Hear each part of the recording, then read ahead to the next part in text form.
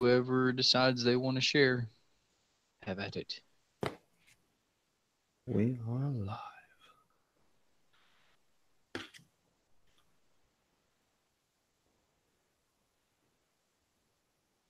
Riveting conversation, guys. Oh, yes, for sure. Sorry, I'm currently looking for a rainbow unicorn bookmark. A rainbow unicorn. Interesting choice. It's for my girlfriend's niece for Christmas.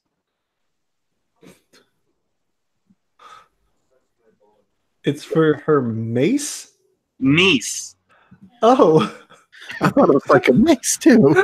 I was so confused. I was like, I don't know if it's like, if you meant it's like a key charm to hang on the end of her mace.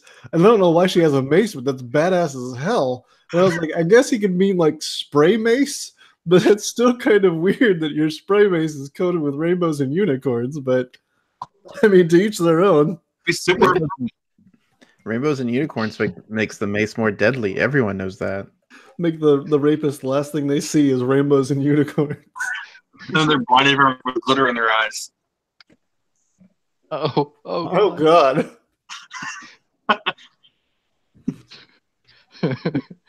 Honestly, they're getting what's coming to them if it comes to the point where they got to be maced. Well, yeah. But oh God. But war crimes, man. It just reminds me of on the show Legends of Tomorrow on the CW. They were fighting a unicorn that escaped during Woodstock. Hashtag not sponsored. And it was impaling and eating people, which was pretty metal for a unicorn.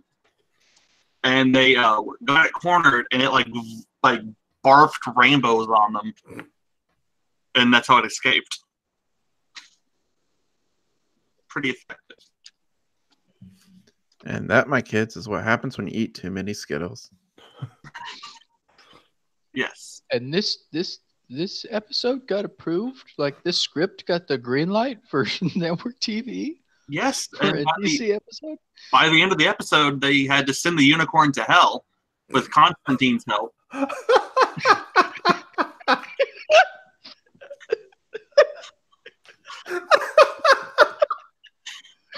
Oh my God! Why?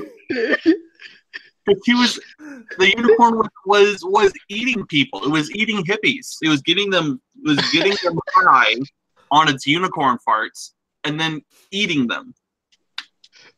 Oh my God! My God! This script was written by 13-year-olds. This is the best thing ever. Yes. And whenever they open the portal of hell, its skin gets ripped off, and it's like a demonic, evil unicorn underneath all the pretty white rainbowness. Like it looked like a thestral from Harry Potter underneath. Once they open up the portal and try to suck it in, it got real dark real quick.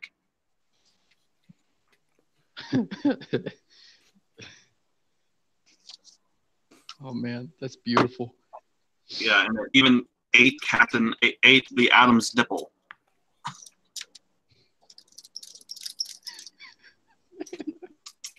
Oh my God! Because randomly the Atom is on the Legends of Tomorrow team.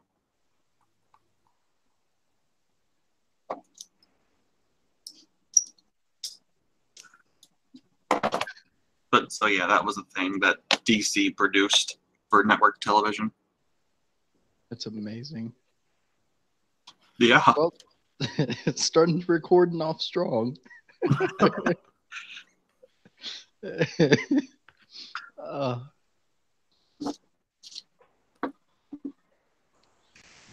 Okay, tangent over. On to the session that'll never be able to top that previous story.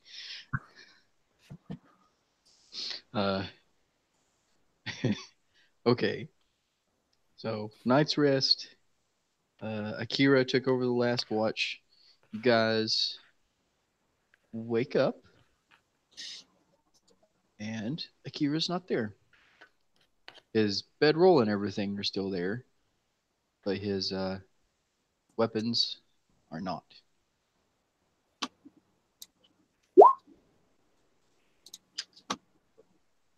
Mm.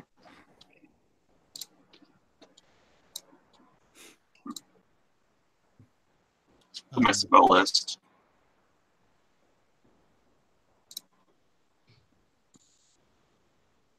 Could do an investigation to try and see if he left any tracks behind or anything. Wait, go ahead and roll. If anybody else is better at investigation, you'll probably be able to beat my 2.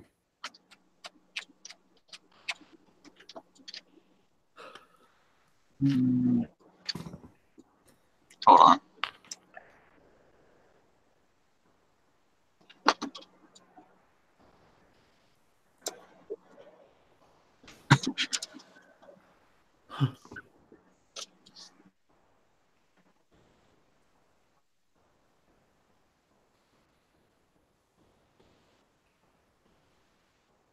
Actually, I'm going to use survival to look for. Yep, that seems like the better option. Only marginally so. Okay, so Taurus and Kariki both see that there was a bit of pacing going on the outskirts of the camp where the watch was taken. And then tracks lead off towards the entrance to the canyon down the hill, and it comes to a gravelly section about 150 yards away from camp where the footprints break up. Is it just a single set of footprints? It is a single set of footprints. Are there any animals? Like horses or anything? Just assorted songbirds and, nothing on the ground that you can really see. Okay. Because I'm asking for footprints, I got to be clarified. I'm also looking for horse tracks also.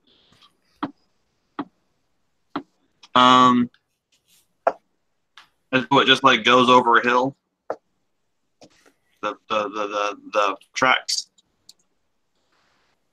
Yeah, it goes over a hill. Down at the bottom of the hill, there's a section of kind of loose pea gravel, and you lose the tracks in that.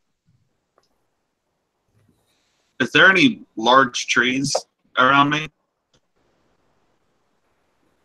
Or is it just a big field? It's mostly a big field. There are some decently sized pine trees, kind of like in the picture, but they're a little difficult to climb because the branches don't start until they're about 12 feet up.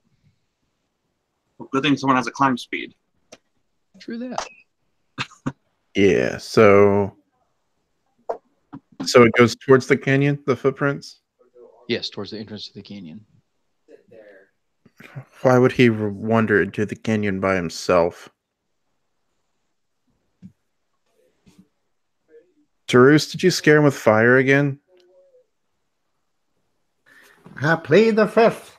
I can't remember. Is there a way in 5th edition where you can like use knowledge, arcana or something to like sense a magical aura, or is that only detect magic? That's detect magic. Okay, I just knew that there were some arcane classes that can use and just like be like naturally attuned in certain play versions. Yeah, that seems more like a class ability that you would gain more than just a general like Talent. check. Yeah. Okay. I guess I'm getting all my versions all confused. It's a little muddled in the mix. Very much. Well, I guess I will quickly roll up my bedroll and belongings.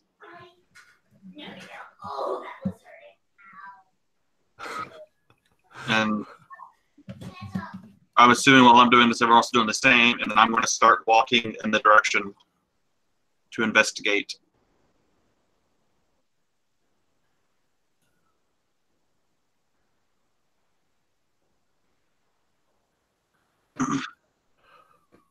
And while this is going on, Aaron is looking around, looking a little confused as to why one person would just uh, leave the rest of the group.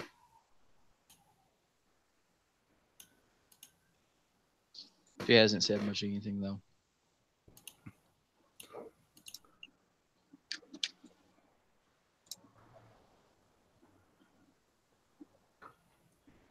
So I think. Okay. Anybody come with me, or Oh, what are we doing? I said I'm packing up my stuff and gonna walk in that direction. Oh, yeah, I guess because that's the direction we're headed anyway, right? Yeah, the path to Akros is through the canyons. Yeah, let's go.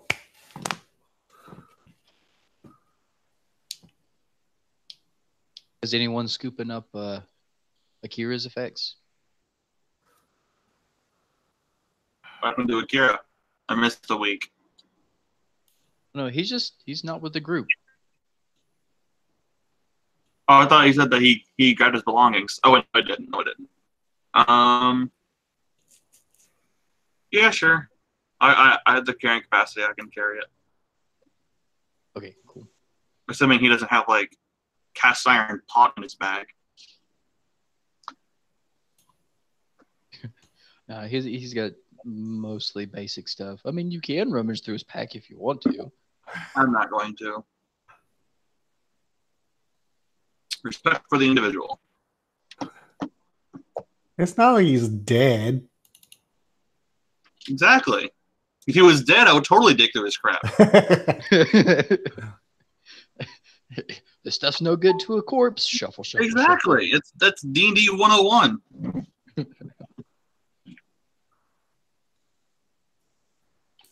Yeah, so you guys head into the canyon. Okay, well, when we walk towards the canyon, I'm going to stay on one of the sides of the canyon and not walk down the dead center of the canyon.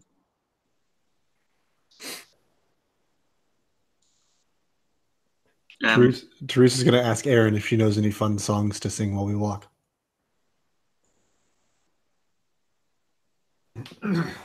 Don't expect me to ad lib.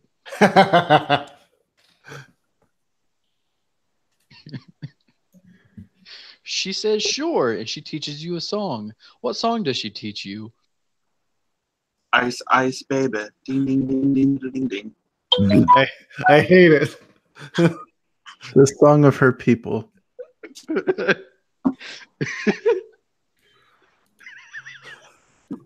Or Adele's I Set Fire to the Rain. That's more There of you it. go. That sounds like what I would know. Well, once we get into into the meat of the cavern, or of the whatever we're in, I'm gonna climb up one of the sides to try to get a better view and try to have a better vantage point so we can't get sneaked, so I can see further than everybody else and try to make sure we don't get sneak attacked from behind or in front. Okay, so when you climb up, give me either perception or another survival check. Which one's better? Survival for you. Yeah. For sure. Wait. Okay, with a 24, from the height that you've gained, you can see that the path leads down into the canyons, and it kind of boxes in like sheer walls, and way on down, the canyon kind of shears off into a ravine where a river comes into it, and the walkway narrows much more. It's been kind of open in the entrance where you are, but things are getting kind of bottlenecked as you venture look farther down. But you don't see any signs of life. But you hear the odd like shriek or loud snarling roar echo through the canyons, but it's hard to tell how close or how far they are. I'm going to survival again to see if those are just normal canyon hawks and mountain lions and stuff.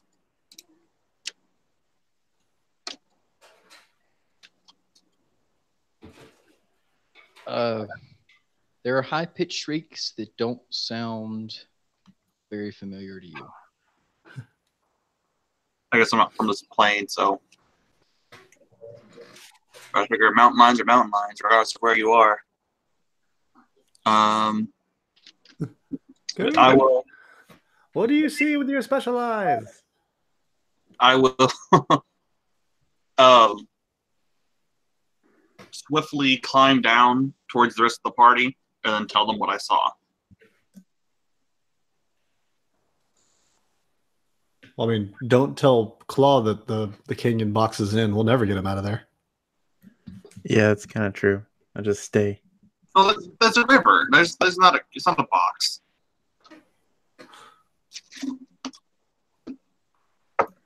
Besides, I don't like boxes made out of cardboard. Unless there's litter in them, which there is. There's gravel here.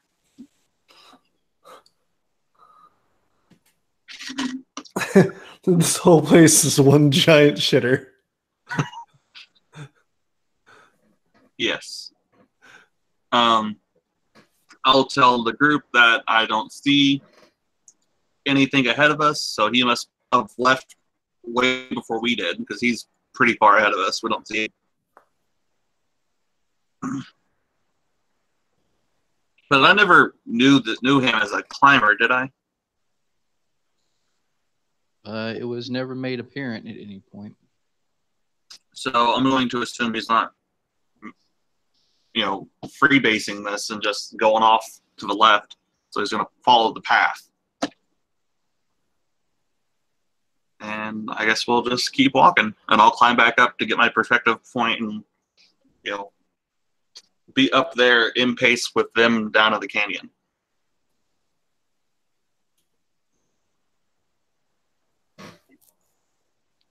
It sounds good to me. And doing periodic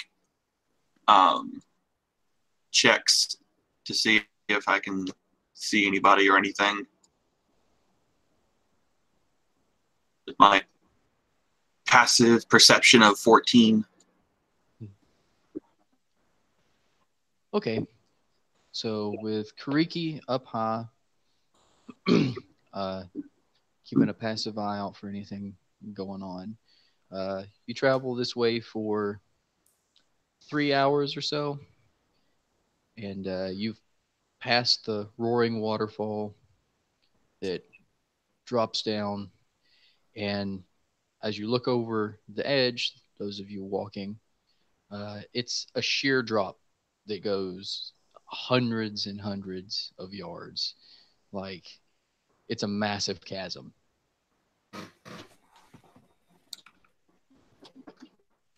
Like, the waterfall just kind of falls into darkness. And other than that, there's not a whole lot of note. I'm going to grab a pebble. Hold on.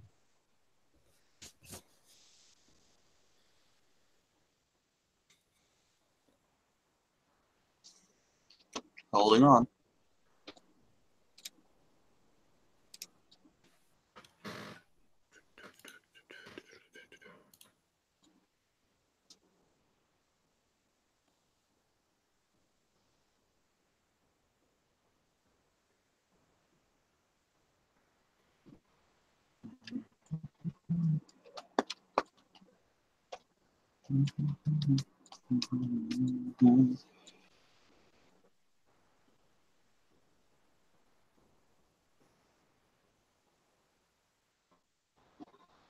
Okay.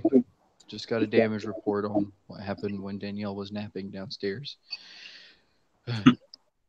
Okay, so a pebble, you say? I'm going to pick up a pebble and cast light on the pebble, and then toss it into the darkness so that I can make sure that He didn't like fall down the pit, and we just didn't see his body. Okay, so as you toss the pebble, it illuminates the walls of the canyon as it falls down and keeps falling and falling and falling and eventually fades out of sight. Okay. Hopefully, he didn't fall into there. I'll stay with the chuckle. And then I guess we'll keep walking. Is the path still clear? Hello, hello, hello. Yes, the path is still clear. After another half an hour of walking along the path, the ground isn't so solid anymore. It turns into like there's a section where there's a muddy stretch where a small stream is trickling through a crag in the side, and it's nothing big. It's just like a little upwelling of water that wets the area in front of you and then just trickles off the side. And in this area, you see quite a few footprints. Which is what I was rolling for. And in these footprints, you see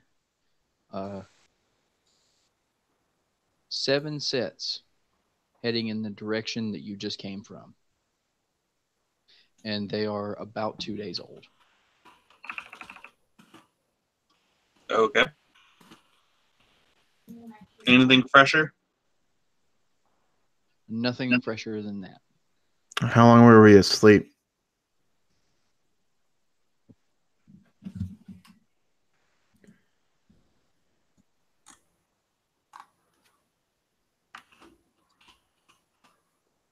You took your 1 night's rest and then another night after that.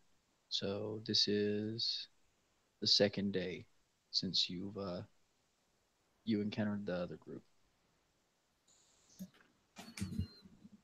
Okay. And can we check to see if these tracks are going towards us or the way we're going? They were headed out of the canyons. So the fastest route, so towards us?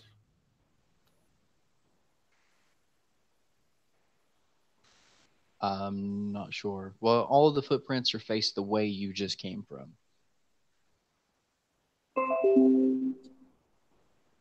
Did we lose somebody? Oh, okay. No, that's my firewall saying, "Hey, you're up to date. Good job." Goody goody. Is there a possibility that he went upstream and we're going downstream, so we got to go back?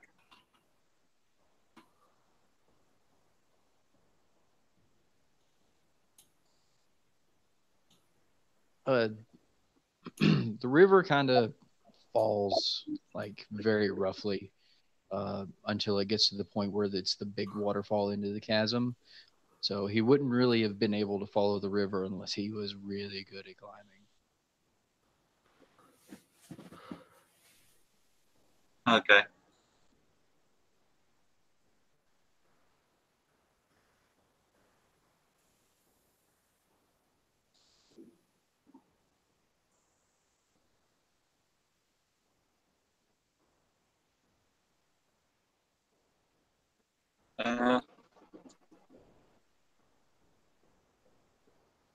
What do you think, Taurus? I'm not sure.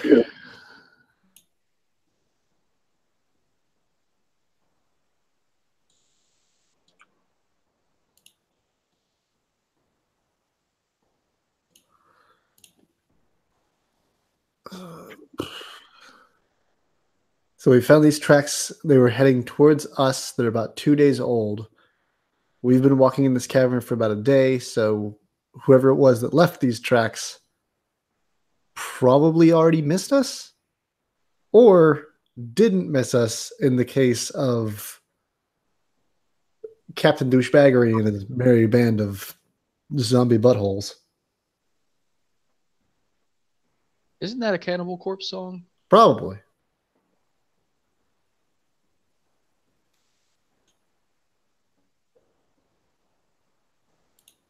So, I mean, either way, they probably shouldn't affect us. If we're headed this way and we've already missed them, then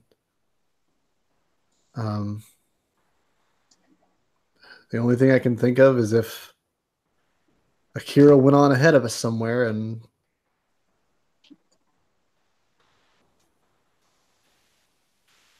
didn't leave any footprints in this mud. Just missed it.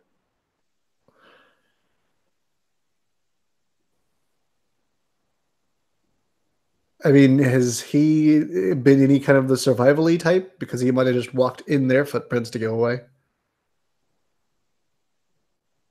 And I would assume with my 26 survival check, I would have been able to notice that.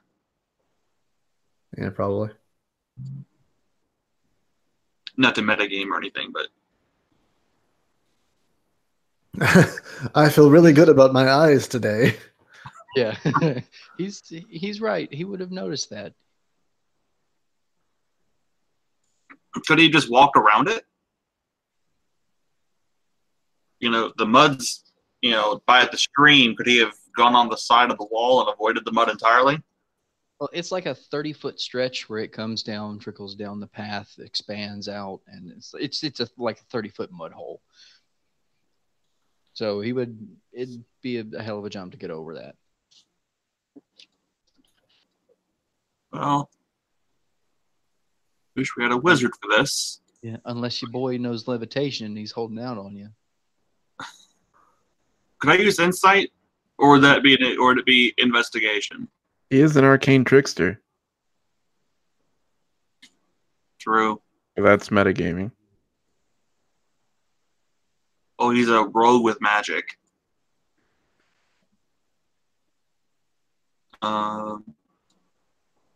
Is he small enough to use Mage Hand to just carry him across? Very few people are. Very few people are. Mage Hand is what, 5 pounds? Yes. Like a fairy. Featherfall plus Mage Hand equals free levitation, so.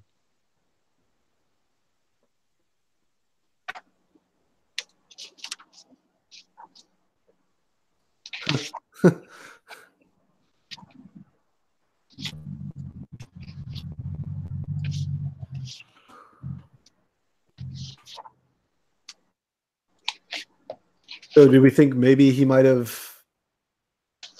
been coming down this way? No? Because you said they were 2 days old.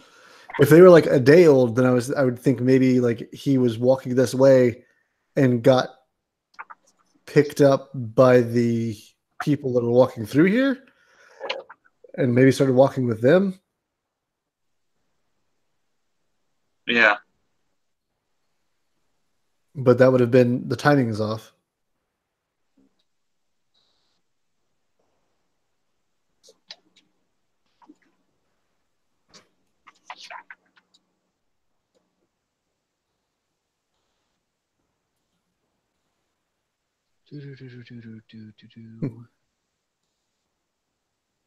No. Come on now. That's a lot of rolls. Oops, I was clicking. Okay. She's super wise.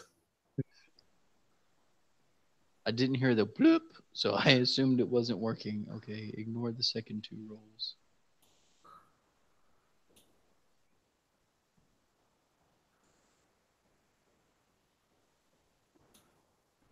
So Erin says that she's convinced that Akira took a different way. Like, she hears you discussing where he may have been, but she's like, I don't think that this is where he went. I mean, Akira or Kariki already said that there were so many sets of tracks and they were 2 days old. So, yeah, she's anxious to get to Akros. Oh.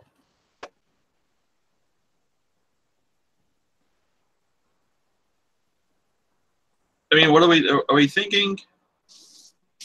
Okay, I'm gonna roll an insight to determine whether or not, because insight is used to gain knowledge that is internal. So I'm going to use insight to remember his mannerisms to see if either he was wanting to leave or was kidnapped. Like, I'm just going to try to remember how he was the last time I saw him. He could have just randomly plane shifted somewhere else. Very true. Yeah, you guys are planeswalkers. That is kind of something you might want to keep in mind for this. Yeah, he could have just disappeared for something. Just like a quick vacation. Out of curiosity, was he wearing one of the rings?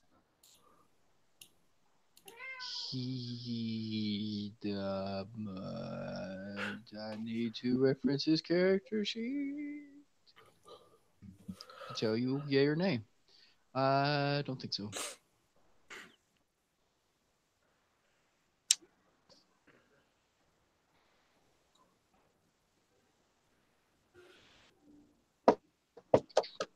No, he did not have one of the rings. Okay. Wait, no, he had the blue and white one with the Lazatep. That was the one I was suspicious about. Yeah. But not to metagame here, but if you didn't know it offhand, that's not part of the problem. Or maybe he just forgot that he planned for it. Yeah. I think I see a Tyler joining the chat. What? Okay, so Kariki, with your insight roll, you noticed that he was fidgety, not on edge or anything, but it's difficult for him to keep focus right before bed, and kind of ADD-ish. And the pacing marks suggest that he was also anxious while he was on guard. And then abandoned us while we were asleep, so we all could have been killed. What an asshole. I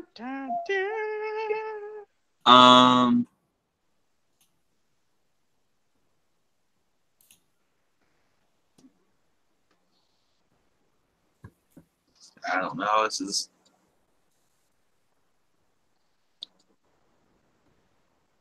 I'm gonna climb back up as high as I can to try to get a good view.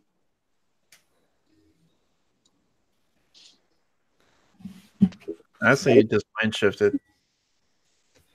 Yeah, if he has something he wanted to do, or if he needed to take care of business or something, I mean, he can catch up. He knows where we're going, I guess. Yeah, but I did not want to go through the canyon this way. Yeah. And the way planeswalking works is if you know someone, if you've been around them long enough, you can hone into their multi-dimensional signal and basically planeswalk to them if you focus hard enough. So, I mean, hell, Jace planeswalked onto the Weatherlight where Gideon was while it was moving. So, it's a thing you can do. Yeah.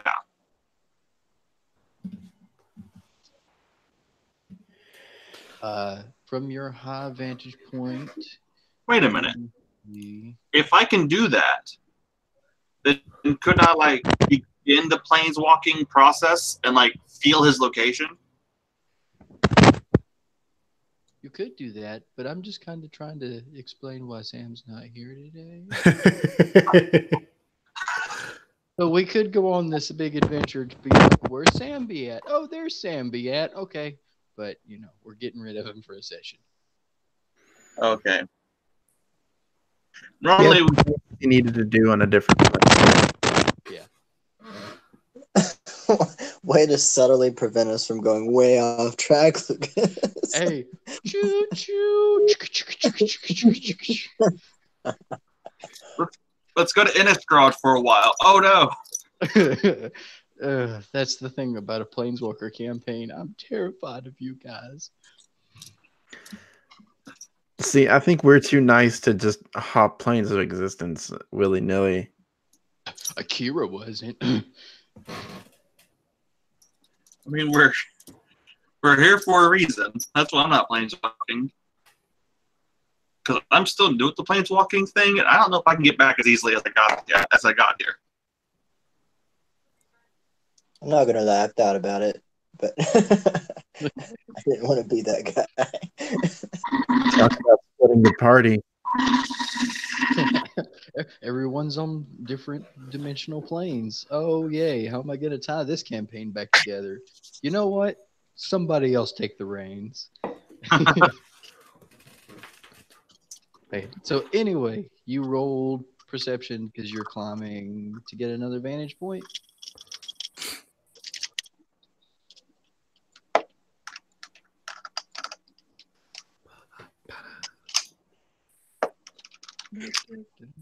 Okay. So with that check, climb up high enough where you can see several hundred yards down the path again. And it takes a turn, but you see above the top of the canyon glimpses of vultures circling down the path.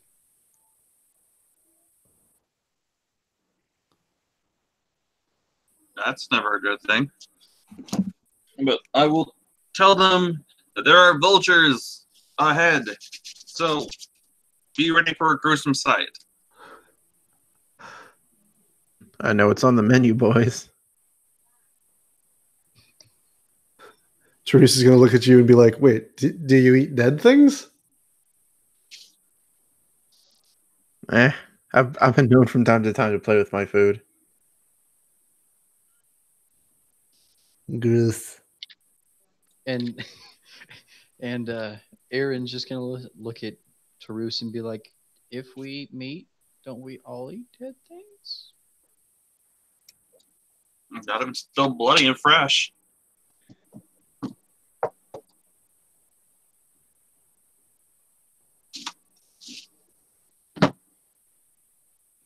You can bite shit straight out of the cow's ass.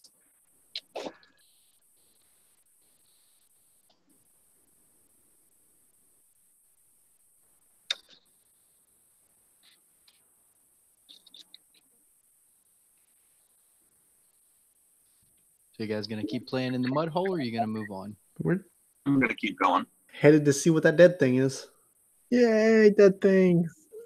and see if Aaron's going to eat it or not. Hopefully it's another Minotaur. Where's Minotaur cock? Oh goody. I thought this was PG since we're recording it. Fuck no. Minotaur cock PG.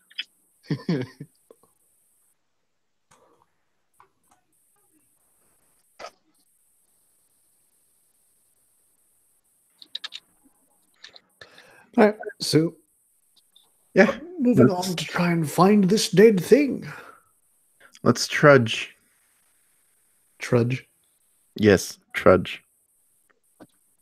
Trudge along. I mean, I figured we'd just walk, but I guess if we want to trudge, we can trudge. I feel like trudging. I don't want to quote Chaucer, but I just want to trudge. Right, so you're all moving along down the path. Kariki, are you maintaining your vantage point? Yes. Okay. Cool. So you make your way around the corner, several hundred yards down, and as soon as you round the corner, you get the whiff of decay. You all get the whiff of decay, but as you round the corner, Kariki is able to see a a small campsite with one tent and one wagon. Dibs. Smells like the returned have been here.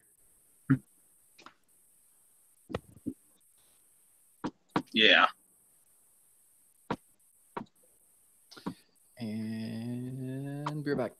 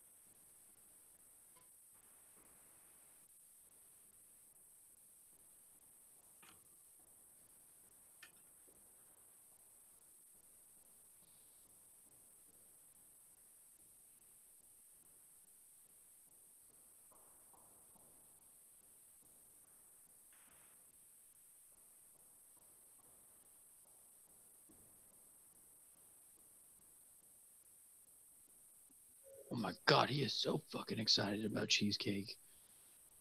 Those fucking cheesecake. Of course you're excited. Yeah. Yeah. Oh my I want piece cake. god. Anyway, yeah, campsite around the corner. You smell decay.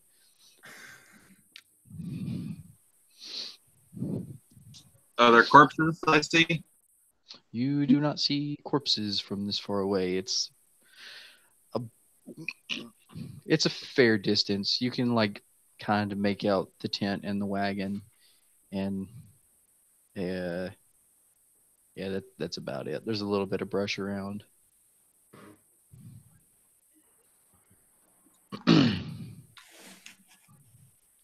Mm,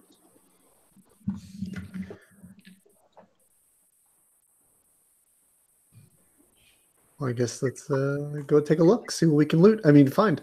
I mean, loot.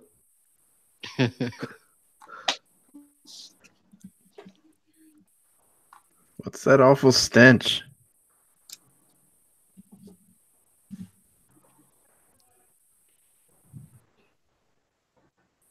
that would be the corpse. How big is this corpse? I know. How As do you soon know?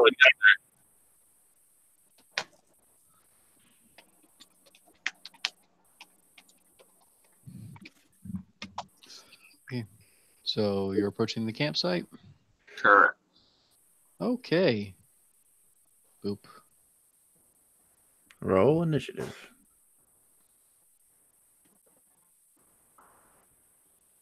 Yee.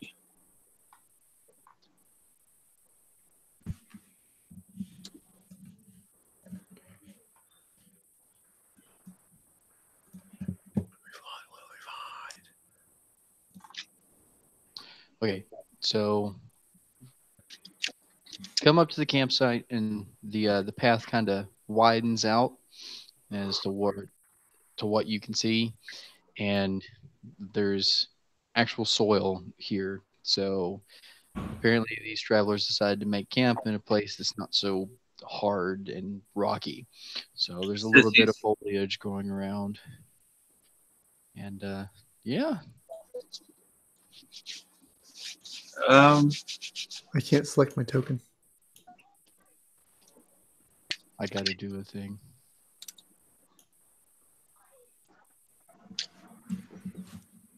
I want to check the cart for cabbages.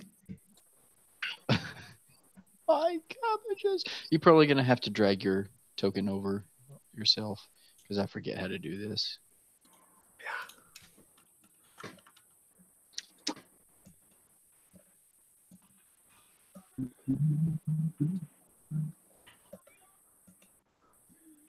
Oh, that makes sense. Maybe if I didn't put it on the map layer.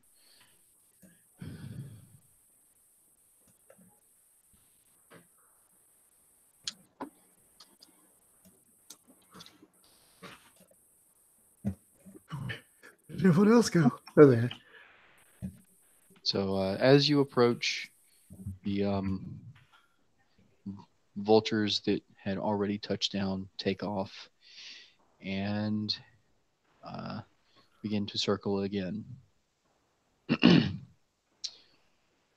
Dang, we should have had Animeus throw me in here, and we could have gone bowling for buzzards.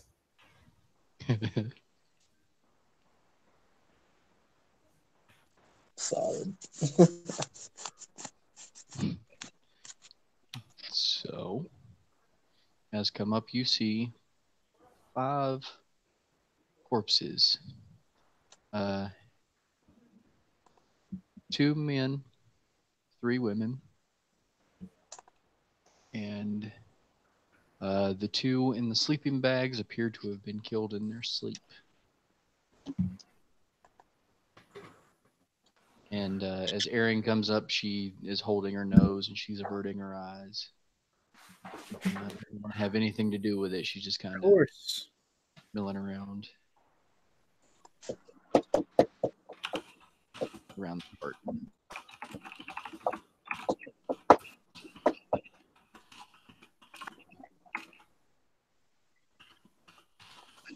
Hopefully this is not people.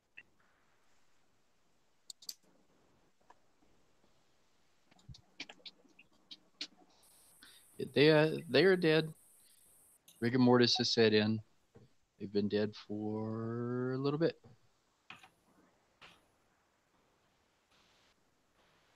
Kick this one, and then Yeah.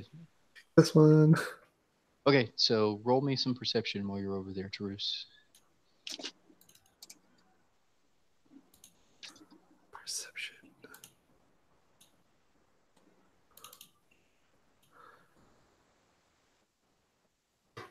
Two bodies that you're standing close to are an elderly man and an elderly woman, late 50s, early 60s. The man has been beheaded and he has his hands bound behind his back.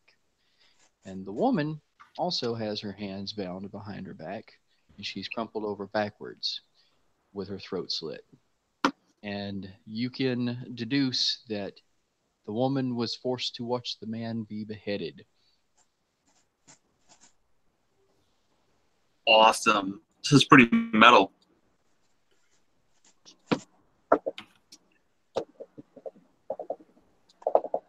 All right. I'm kind of looking at Erin and trying to watch what she's doing.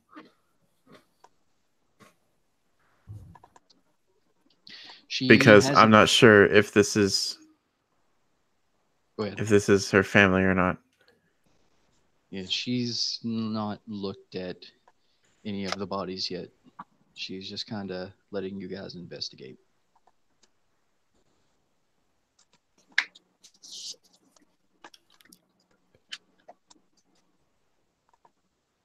It's in here.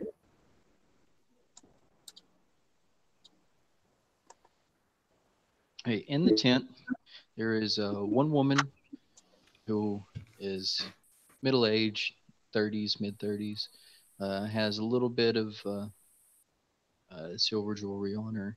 There is a small box and a foldable table with a foldable chair and a bedroll in the tent.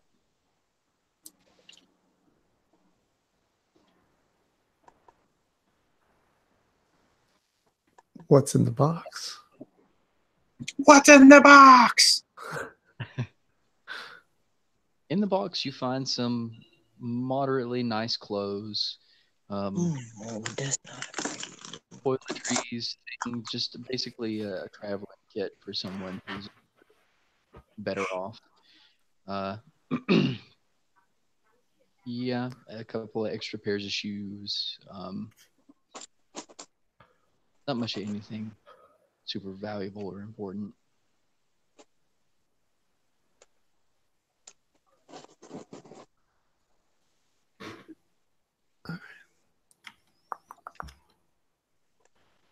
So I'm gonna come back up to the guys and be like, "Well, I haven't haven't checked them for valuables or anything, but they seem to be wearing most of their jewelry and everything. Probably not any kind of robbery.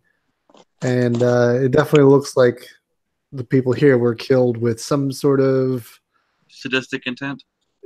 yeah, it's a good way to put it. So I wouldn't put it past our. He's gonna do finger quotes. And he says, "Friend Timoret that we met earlier."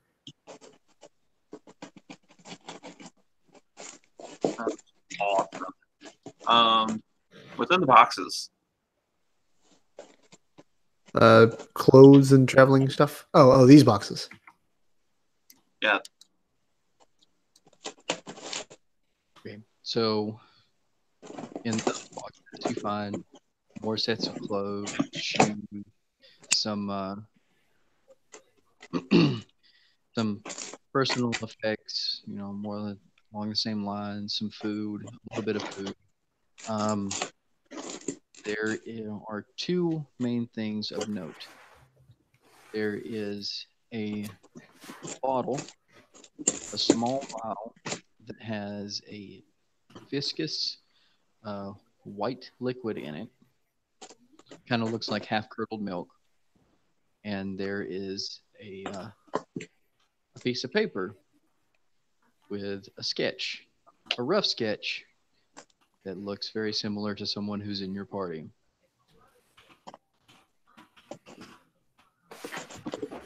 Is it a certain female? I mean, yeah, Is she only one of those French girls?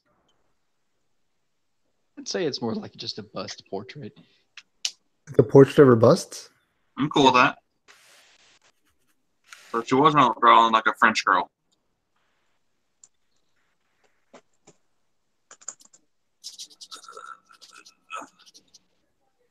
All right. Has Erin gone towards the bodies, or is she just staying next to the cart? She's standing next to the cart. She is just kind of milling about, waiting for you to finish up your business with the camp. So she's kind of fearing the worst, but doesn't want to talk about it. You can say that.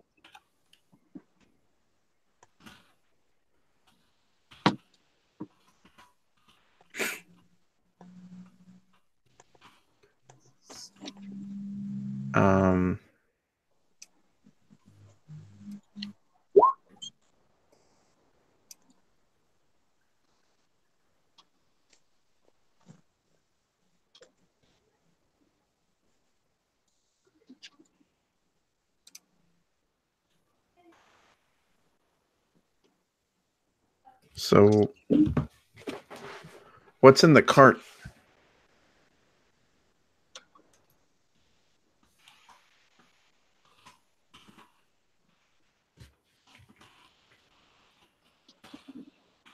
This stuff that I just explained, food. Oh yeah, the clothes. food and the clothing. Sorry.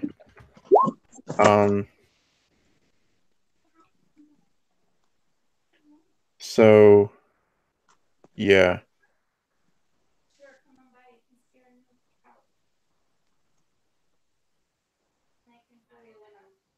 You're covering the bodies with a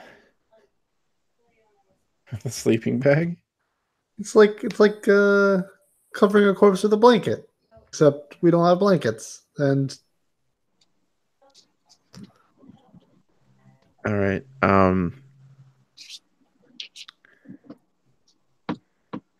Creaky, you're the cleric. What do we do with these bodies?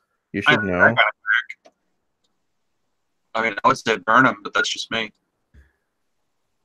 it's not just you. It's not just you.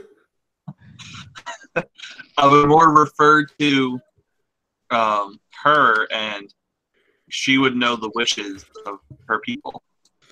But she doesn't know it's her people yet. Well, then whoever found the photo needs to show her.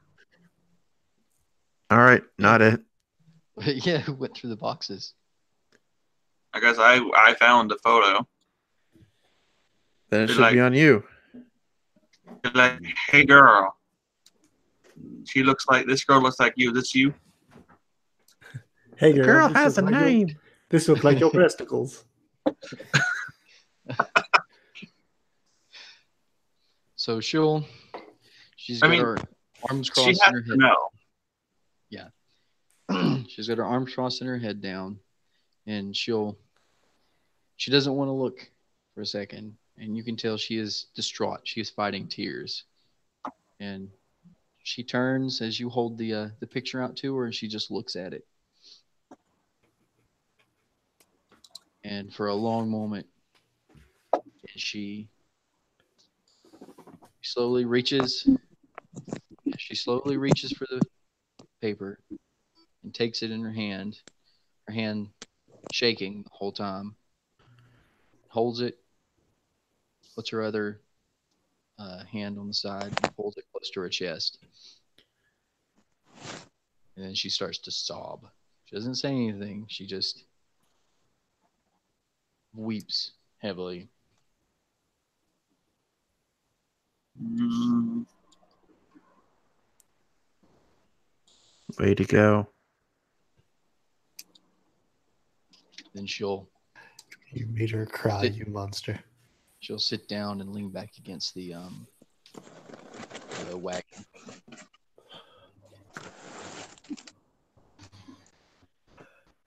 How could you make her cry? We just saved her life, and now you're just making her miserable again. That's what I do. I mean, do I need to kill a puppet? I'm at it. I'll totally do it.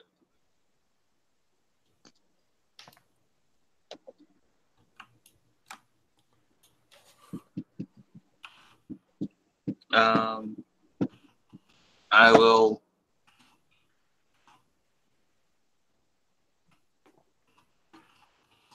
lower my voice and ask what would their wishes be.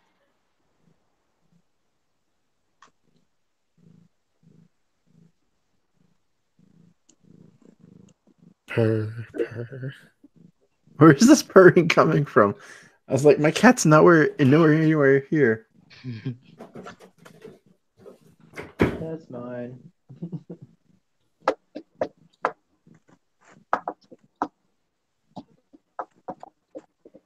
All right. Okay. So the question was what?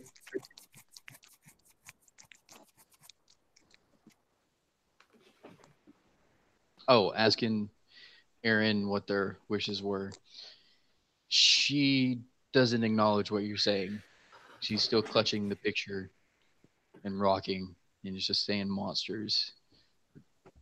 Just monsters over and over again. Kariki, give her space. Meow.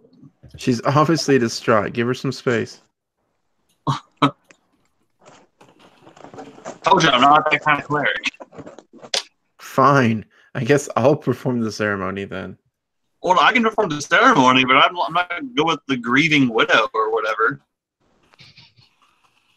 I mean, I'll totally summon lightning to light the funeral pyre. I've got it.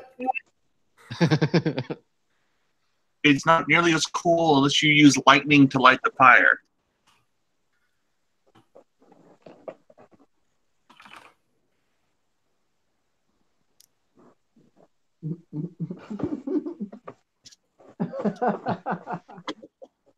Oh no.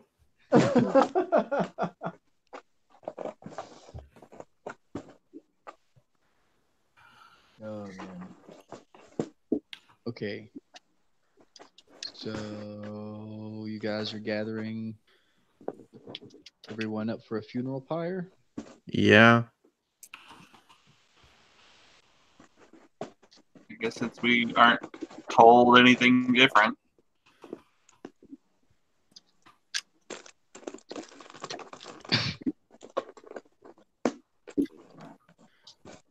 Pull all the corpses all together.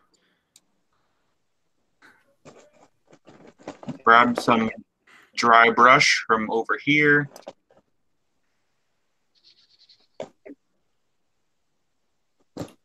There's burritos?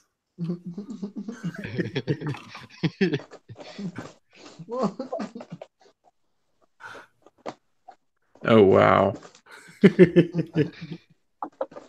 Okay. Oh dear. Okay. So, What? Animeus, what have you been doing this whole time? Just kind of watching? Oh, Animagus is greatly amused. I'm just, I'm just observing. He's greatly amused by the short little sorcerer stealing all the shit from the dead people that are being currently mourned by the redhead in our party. Okay. So, Animeus, while everyone else is busy, since you're being,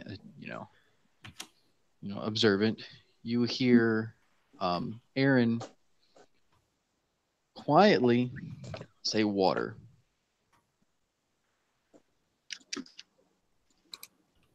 I'm going to look in my bag, look everything around me, and just realize that all I have is wine.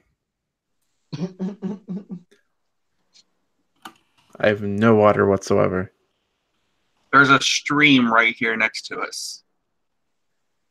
I say girl and toss the water skin at her. I've got 5. So she'll take the water and she doesn't drink it.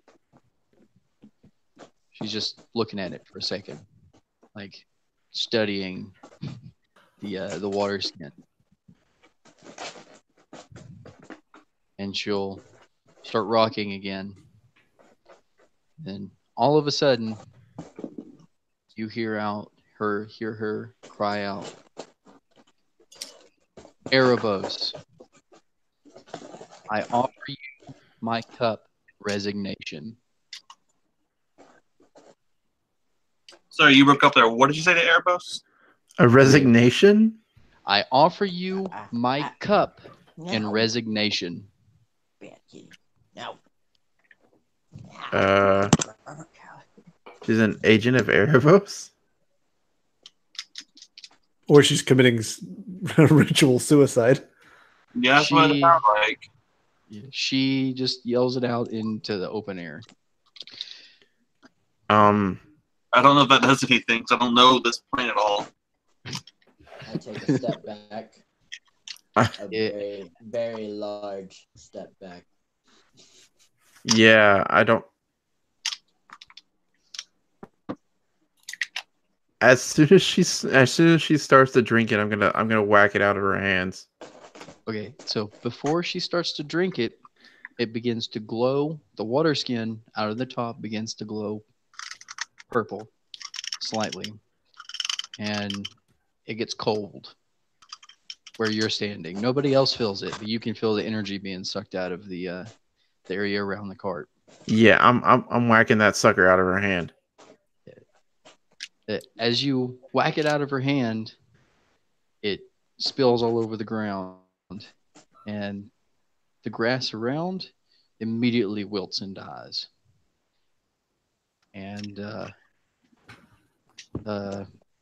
you smell a really sweet, I'm trying to think, a very sweet aroma. It smells like flowers. And Riki, I will use your role. You know that this smell is asphodel. Asphodel is a flower that grows on a bunch of different planes, and it is known to be highly toxic if consumed. Beautiful flower, though. I was thinking of like Nightshade, but that works too. It's very similar.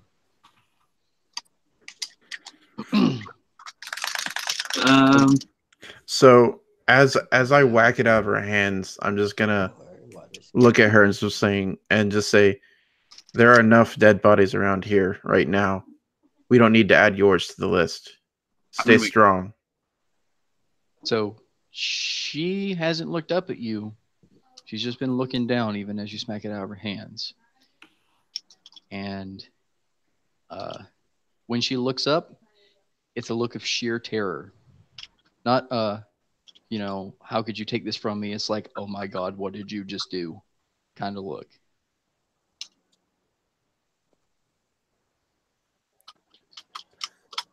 Animeus face palms vigorously. I'm just thinking out loud here, but she just made a deal with Erebos, and then you just took away the life Erebos thought was his. Yeah, and I'm willing to deal with it. She doesn't need to commit suicide right now. We have enough bodies to give to Erebos right now, not hers. Suicide or murder. You just turned the suicide into a murder. Is that what you said? I'm just. He could have gone from one suicide to a whole party of murder. Okay, so if you have a passive perception of 14 or higher, you notice that the buzzards are no longer circling. They're leaving. Awesome. They're like, hell nah. I am gonna like mutter like, what did I just do? And I begin to planeswalk. Which takes like 10 minutes. I said I begin. As I'm stepping slowly backwards. I'm just picturing that gif of like Homer stepping backwards through the bush. yep. As you're stepping backwards into the blind eternity. Okay, so the air around you, all around you, you all feel it now. It's cold. And it was a pretty warm day. It's cold all of a sudden. I will sacred flame the body of the pile of bodies to begin this funeral and also to warm up the place.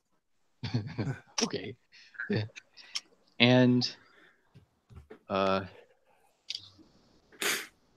air gets still and cold, and you hear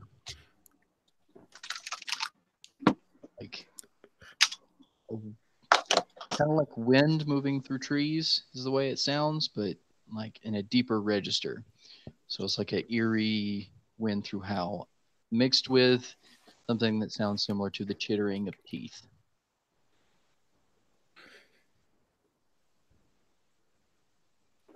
All right, lay it on me, spirits. Yeah, let's get to stepping.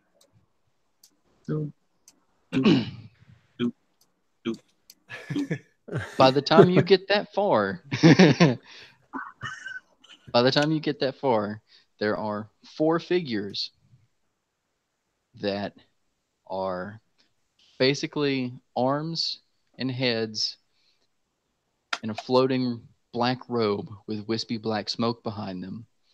But they leave behind a trail of a star field. Purples and blues and deep blacks. And in the hood, like all you can see is the outline of a face.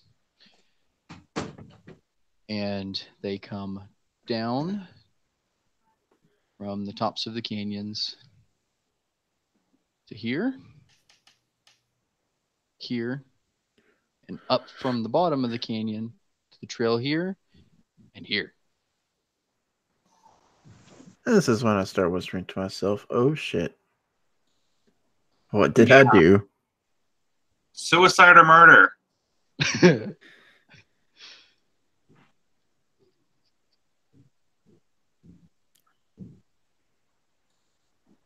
So Tarus is going to look around, noticing these things, and he's going to go, so who are these ugly fuckers? I want to call them Valkyries. Just give them the dead bodies and let's see what happens. They're currently on fire.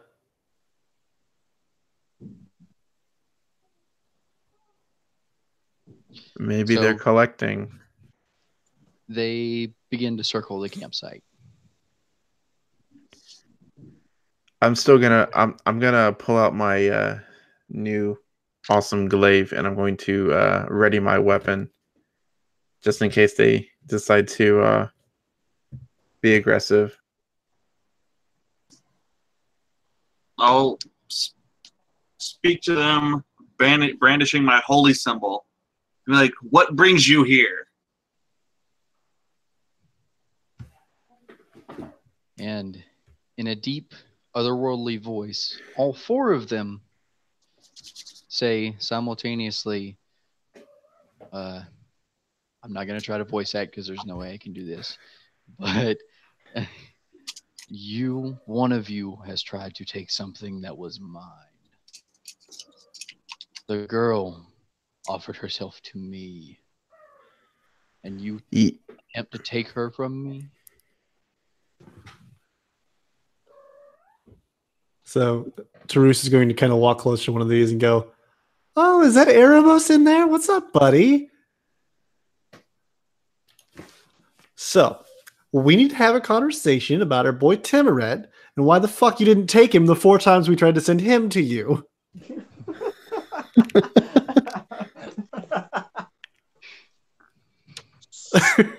Did I just see that one move away from me? No, just because I clicked it. Okay, so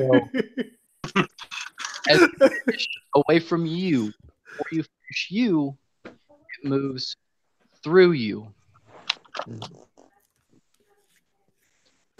A thrill movement straight through you. And I need you to make me a wisdom save. I am not super wise. Oh, but I rolled well.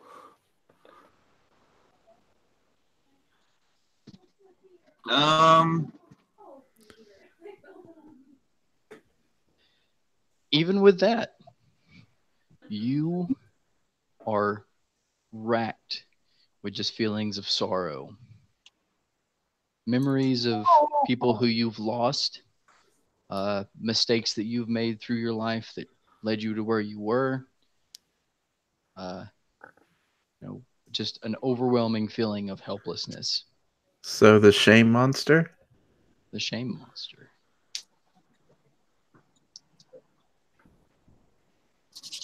Thinking that one Piece villain with the little ghosts. But I just rolled a knowledge religion to see if these guys are undead or illusions. Like, what's the deal?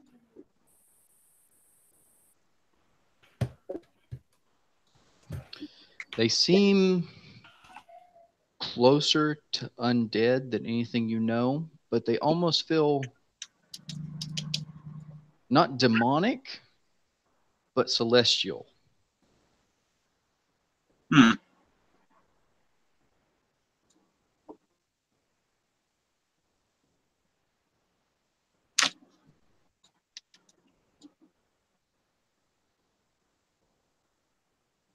Well,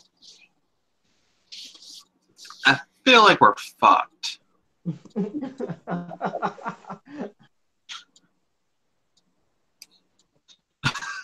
Dude, observation. Oh, what was that, Devin? I was muted. I didn't say anything. Oh, thought I heard you were. Sounded like you.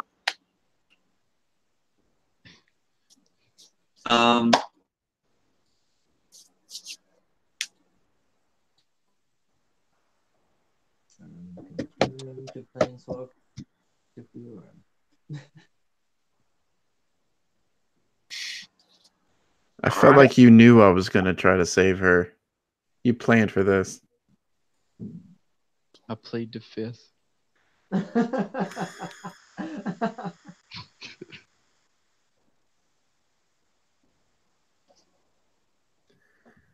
Darn you knowing my character's ideals and stuff. How could you? It's my job.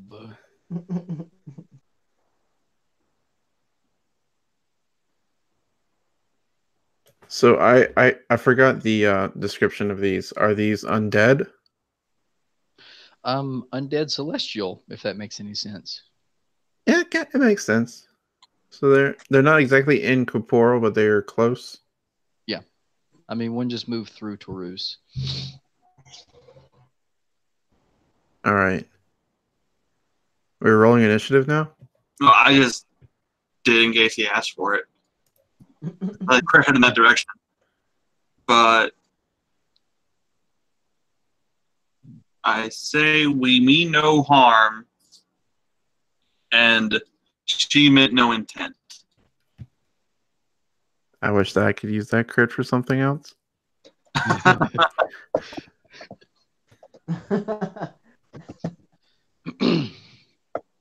People, when they experience loss, say things they don't mean.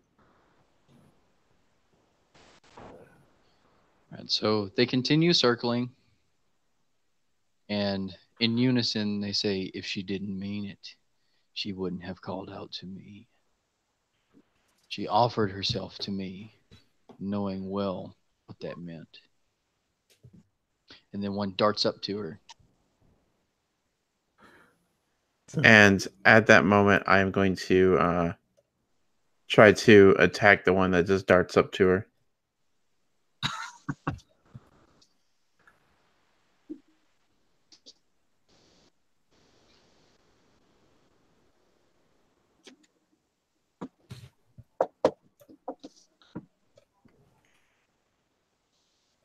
Me. Yeah.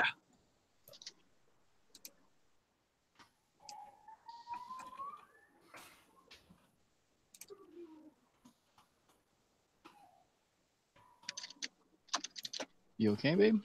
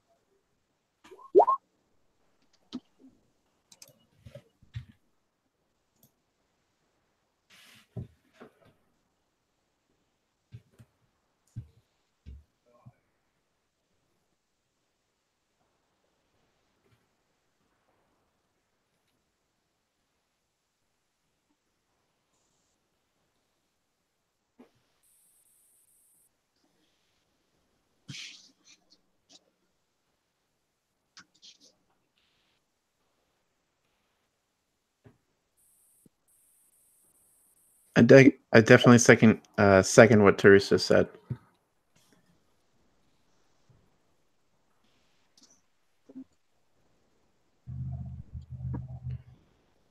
I kind of feel like these guys don't want nothing to do with us. We can just leave, and she already wants to kill herself.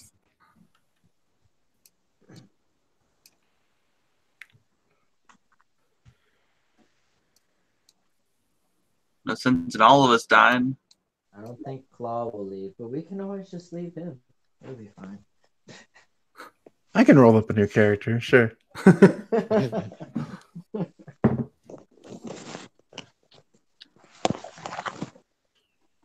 Okay, so his thing. Okay, so Claw, you tried to make an attack. I haven't made my attack yet. I was waiting on you. Okay, so you attempt to make this attack, right? Yeah. And as you do, before you can even gain enough momentum to attack it, it's out of the way. That's right. Be scared. All right. So now I'm definitely on guard.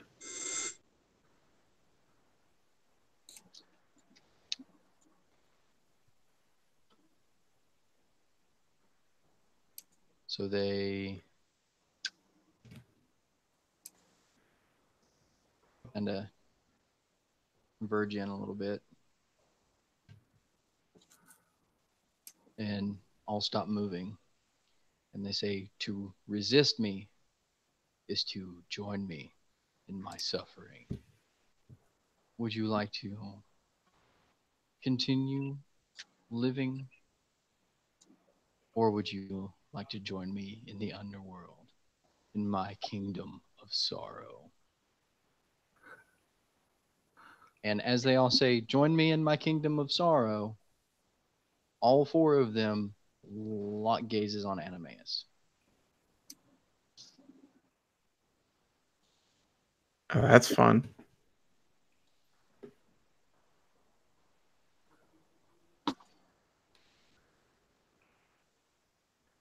Were you gonna answer them?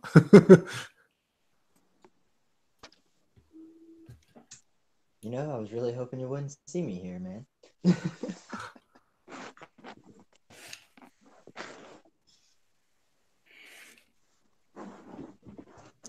You realize it takes like 3 episodes to gather enough energy to planeswalk.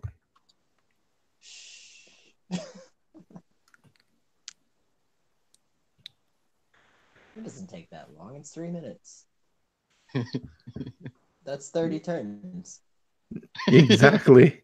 This is Dragon Ball Z level of 3 minutes is 3 episodes. Actually, it's what is it? It's 15 turns actually. No, each turn is 6 seconds. So that's 10 turns a minute. So that's 30 Well, yeah, turns. but the time's reduced by 30 seconds times your proficiency bonus. In my estimation. Ooh. Yeah, that's a thing. Ah. That is a thing. That being said, I'm still not getting out of here fast enough. Well, you can all watch us die. They're looking at you, so have fun with that. I guess I couldn't blame you guys if you decided to run while he's distracted.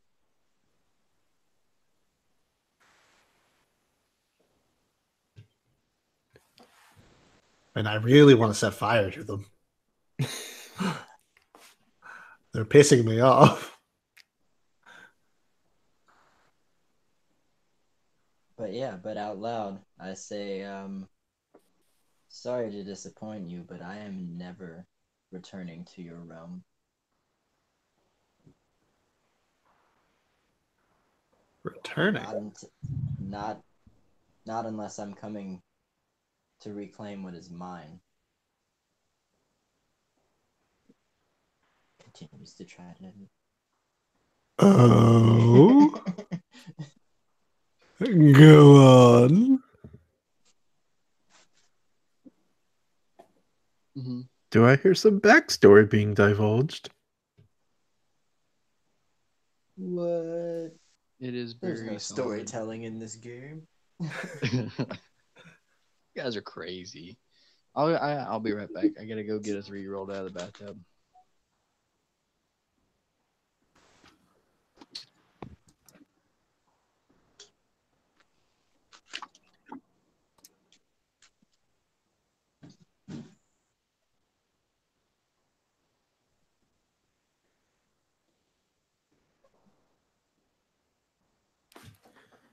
So how are we gonna kill these guys?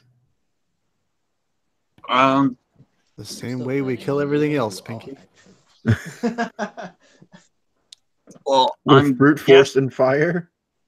Roll a dice while covering your eyes? Like, I don't. I'm guessing that because my spiritual weapon is a force weapon, it should be able to hit them without much problem. And my new glaive is a +1, so technically it's magical, so I think I can hit them as well.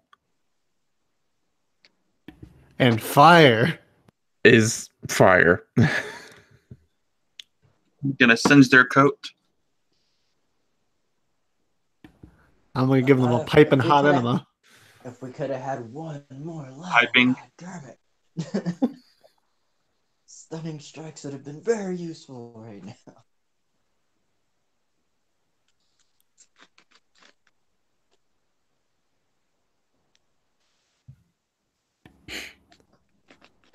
But I think Teruse. Hex Magic will still work. Teruse is going to start humming I Set Fire to the Rain. Yes. Every time you burn things, that's what plays in my head.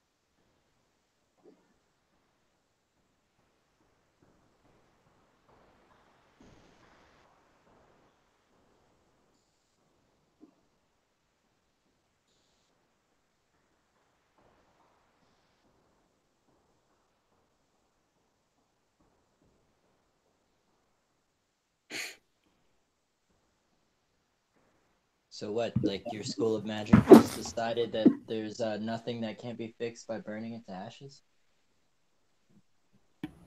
Well, something not all things create ashes, but it doesn't mean you shouldn't try.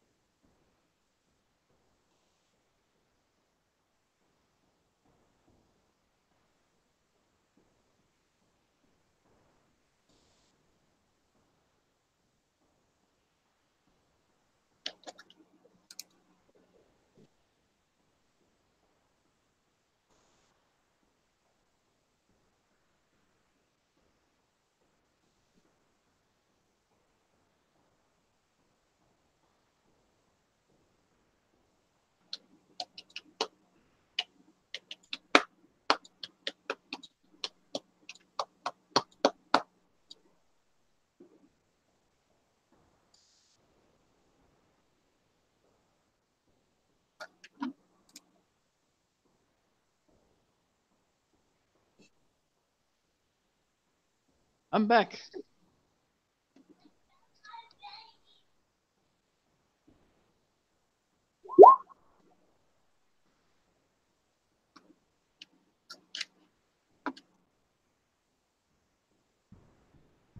Okay.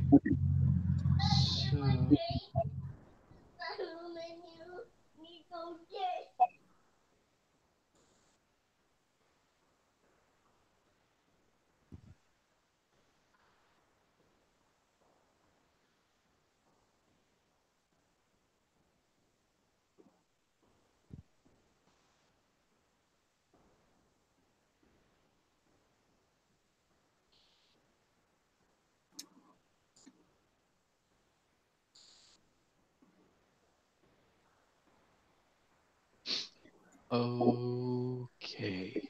So Anime said something about not never return to your realm, so and yada yada. Yeah. Unless I'm coming to reclaim what is mine, was the last thing I said.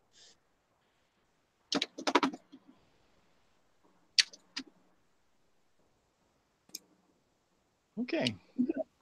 So when you say that,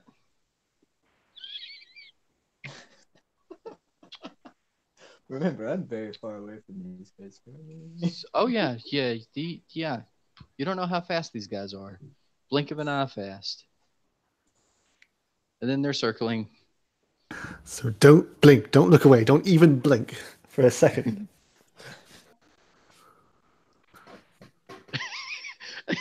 Daniel's yelling at Zach because he doesn't know how to breed dodos. Oh my god, it's so funny. B button, press that B button, the B button. Okay, close the door. Anyway, so they're circling, and they say, "Oh, it's yours." As I remember, we had a deal, Anu, and you broke it. Grabs popcorn. As I recall, I'm pretty sure I made even on that deal. So I used the loophole. Still counts.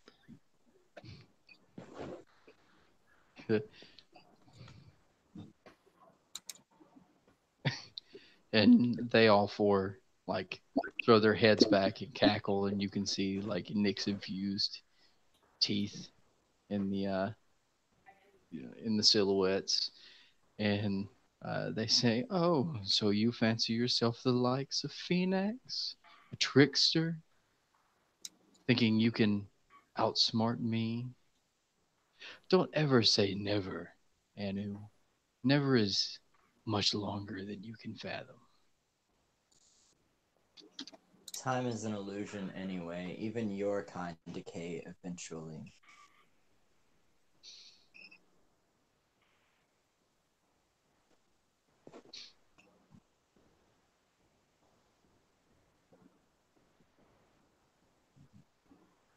And,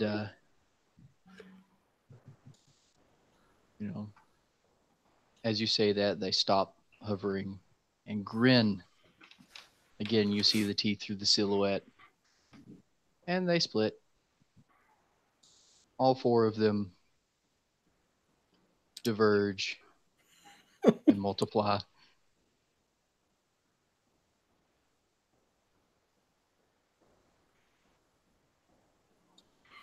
So this is why Sam wanted to miss this session. That sneaky little bastard. The rogue? Sneaky little bastard? Nah. Okay, so again, circling, and they say, "You'll soon realize that you should never try to take what is mine." And Erin is absolutely terrified through all of this. She's shaking.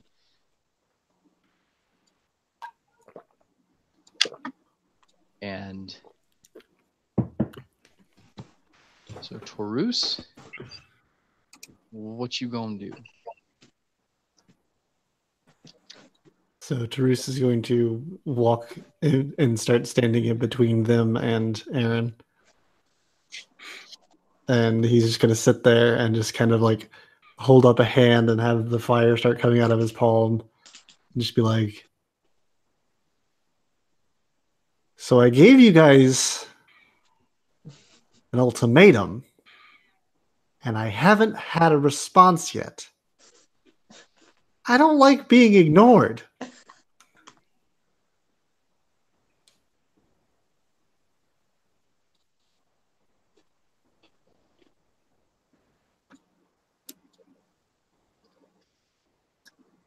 Two of them break off from circling. And address you and say, "The ultimatum counter offer, as I am so generous. We take her, or we take you all."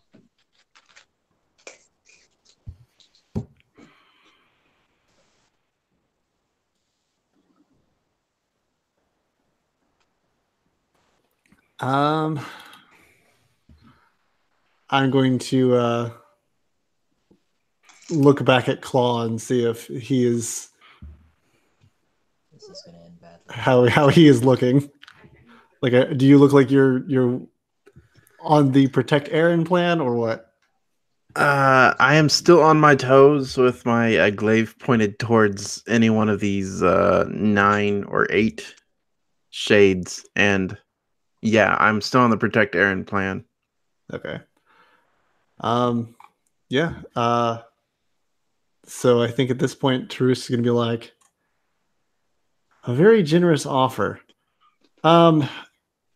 Quick question though. Hey Anu, duck.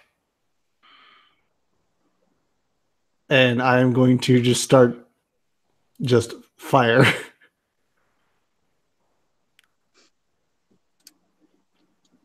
As soon as I see Anu ducking.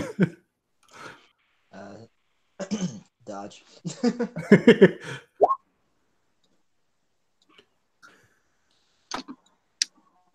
I'm gonna do so you're kind of doing like the Vegeta, just spamming fire everywhere.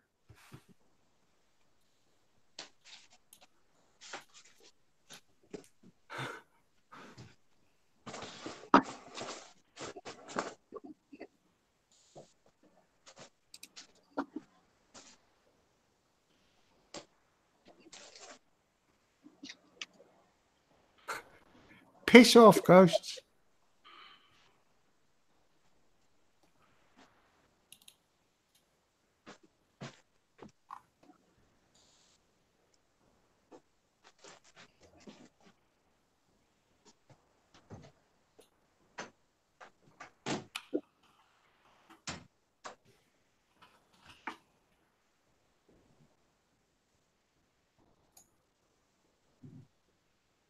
I forgot how the initiative tracker works.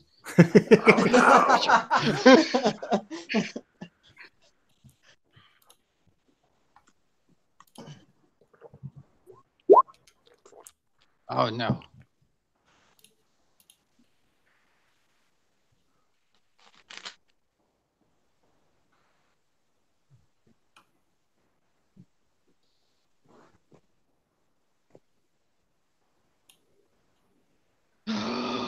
I figured it out. Yay! Probably wasn't the proper way to do it, but I figured it out.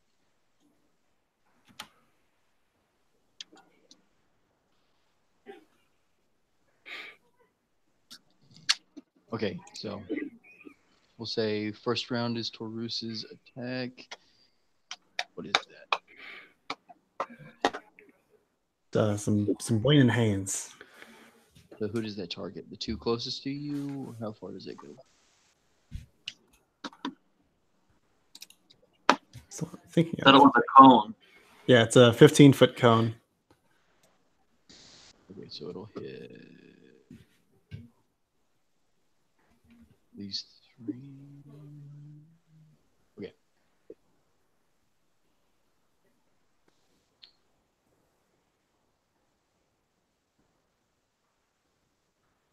So I guess technically Anu wouldn't have to duck because he's not quite in range. But it's more dramatic if you tell him to duck. Yeah. Still, that's nice. Yeah, at least the Pyromancer's looking out for you. Although, oddly enough, I'm actually resistant to fire damage. Well, shit. You should have said that. Doesn't mean you're immune. Okay. So all three within range, just kind of stand there and take it.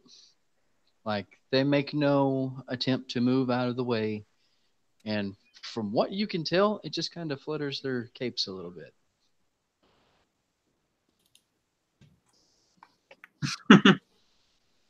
More, star-toothy grins. So a little bit of information, guys. These guys are just conduits.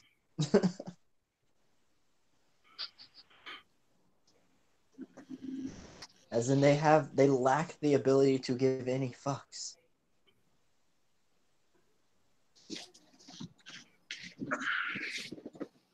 Wow. Okay. That's now that I've finally done that math. Wow.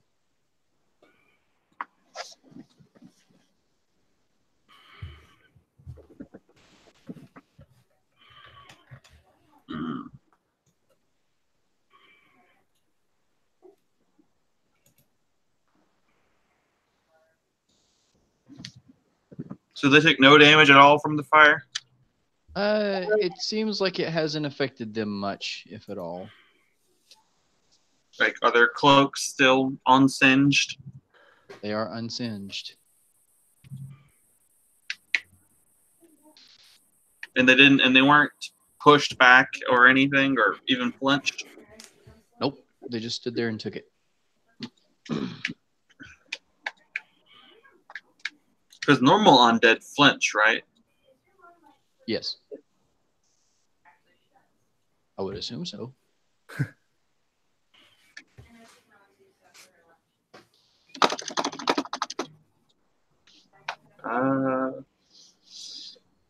At least in Lucas's brain world, normal undead flinch. Yeah.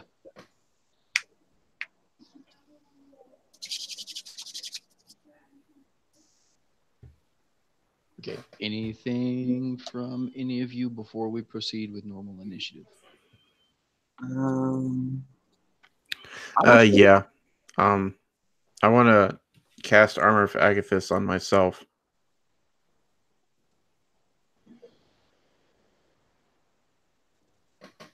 I'm going to knowledge religion because I am seriously confused.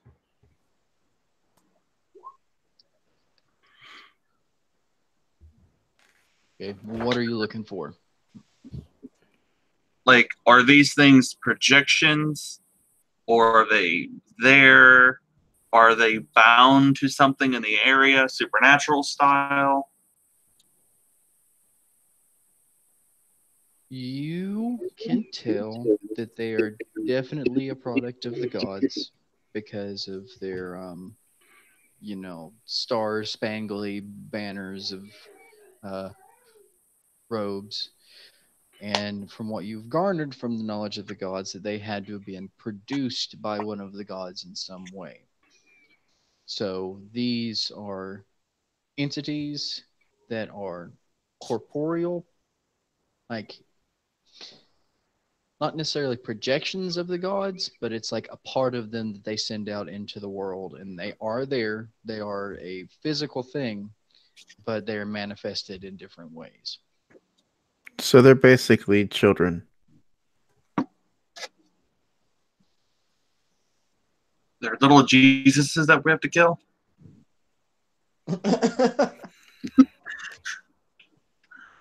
You could say that.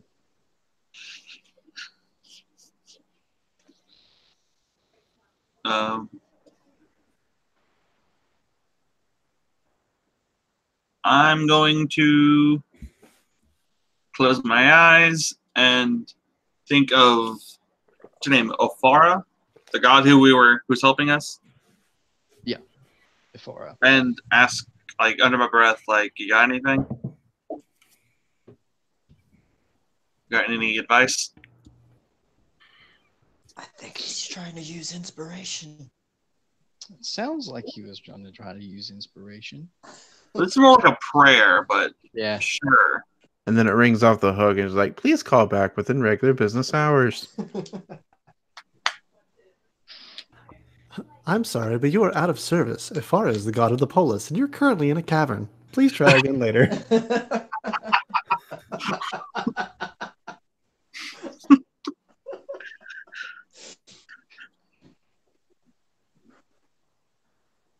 And you're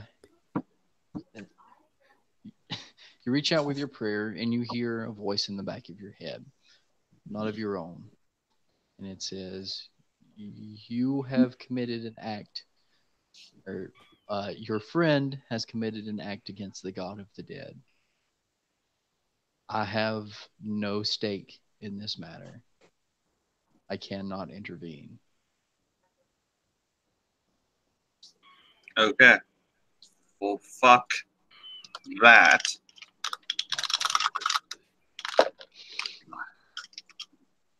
Oh, best I can do. I'm gonna step forward before the fight starts.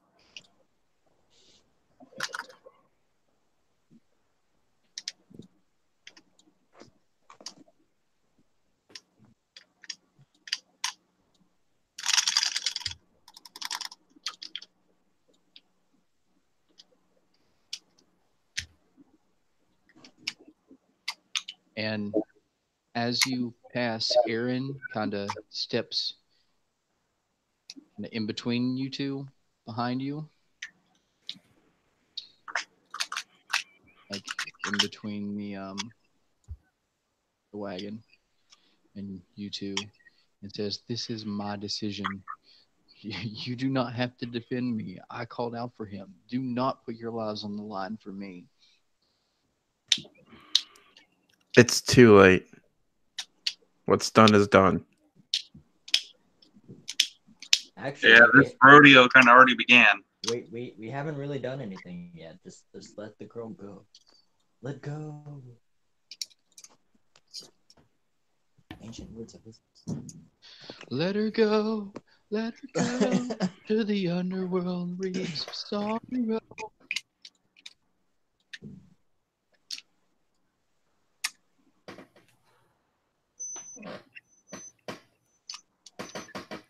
So, Claw, what you gonna do? What you All gonna right, do when so I'm going to step up, and I'm going to ready my attack. And just as a refresher, I have 10 feet of reach, and anything that enters the 10 foot of reach, I got attack of opportunity on because of my amazing feat. This is my feet. My feet are amazing. Woo! Got a left one and a right one, and they both work. They're amazing. So yeah, I am readying an attack if any of them gets close. So you have an attack of opportunity and a held action to attack. Correct. So that basically means I have 2 reactions instead of 1.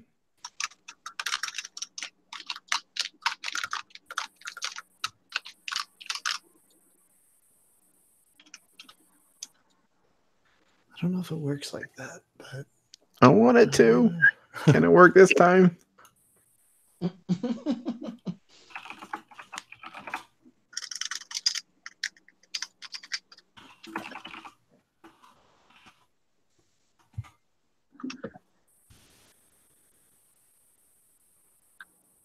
So you're just readying an action. Yeah. I guess if you're gonna let me use the ready in action and then attack of opportunity, sure. I mean, it makes sense to me. All right. Okay. So with that, in unison, all 6 of them say, "So be it." And one moves. Only 6 of them? Through. 1, 2, 3, 4, 5, 6. Oh well, there's several. There's 8. All of them. One moves through Kiriki and Flaw. Yeah, I'm going to use my attack opportunity on, my ready to action on that sucker. Yep.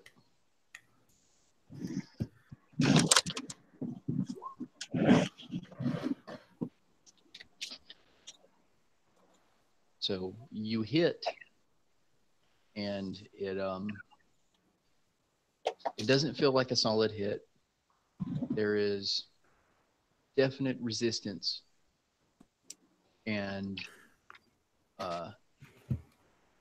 but you made contact. It just doesn't. It's like cutting through Jello. Also, keep in mind my glaive is magical now that since it has a +1. It is magical. Okay. I just didn't know if you had that or not. Wait, what was that roll? That was only 15? Yeah. Something I have to keep track of. And I'm going to need you to make a wisdom save because it passed through you, both you and Kariki. Hold on. I'm trying to see something. Okay. We'll call you've used your action, and I didn't mean wisdom, I meant constitution. Would my brave feature where I have advantage versus fear be relevant? Yes.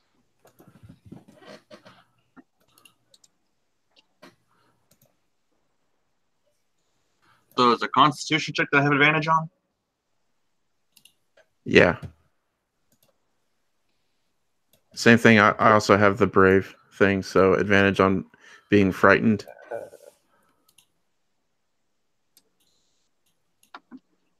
Are we doing Constitution on that? Yeah, it's a Constitution check, right? Yeah, I misspoke when I said wisdom.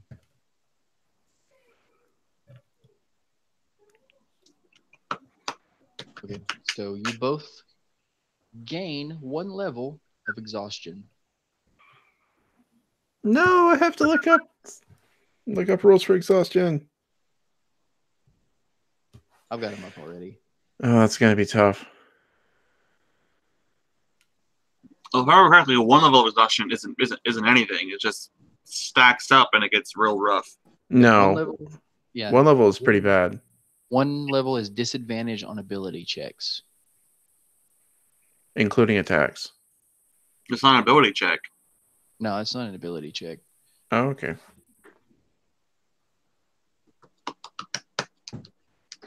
And as it passes, as this for you, it grabs hold of Aaron. This one comes around, provoking an opportunity from Torus, and grabs hold of Aaron. And I'm going to use my second attack on that one that just tried to grab Aaron. Okay. The reaction.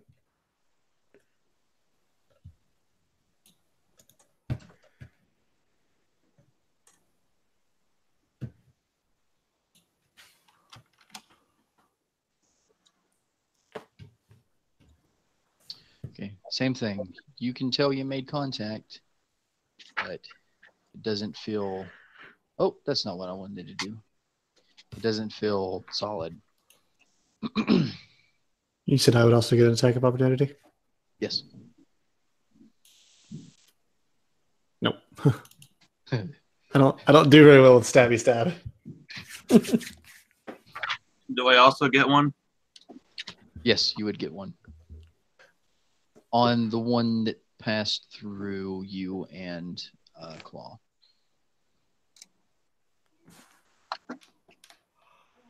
Oh, forgot that I was still in advantage mode. Sorry. We'll take the better one. Okay. My bad. You're good. Well, I mean, the better one was on the left-hand side, so he rolled that one first either way. Yep. It's all good in my book.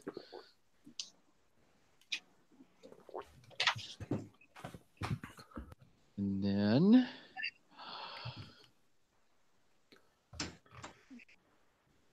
one, two, three, four, five, six. So now they actually get to start making attacks on Animeus.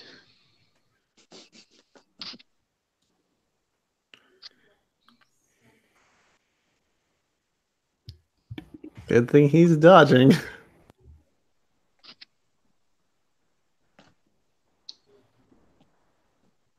Okay, so the first misses. 16.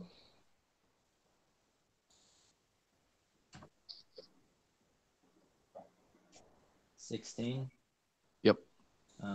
That would hit, but I'm gonna use a lucky roll on it.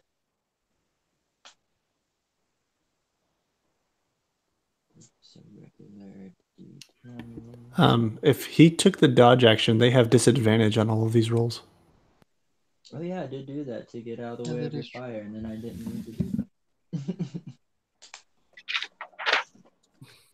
Let me see.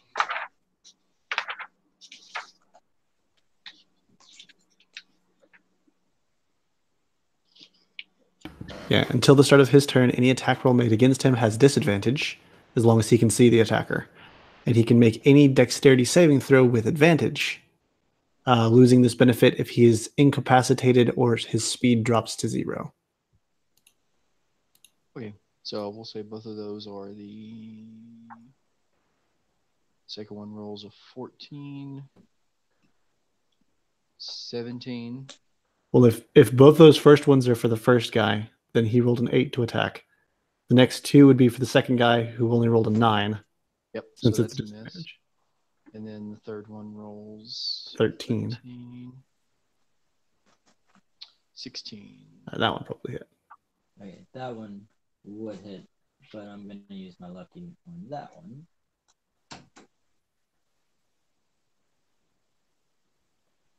It feels so special. Aha! So it doesn't. 1, 2, 3, 4, 1, 2 4. key points. 2 more attacks.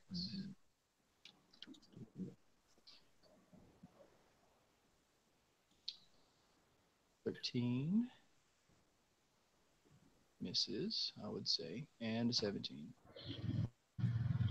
Where are they? 1, 2, 3, 4, 5, 6. Yeah, there are 6 of them. Alright, I'll use another lucky dice. Run out of these rather quickly. God damn it! Screw it, I'll use another one. There we go. I'm out. Good, I didn't get hit. So Animeus is over there just matrixing like clawed hands flying everywhere.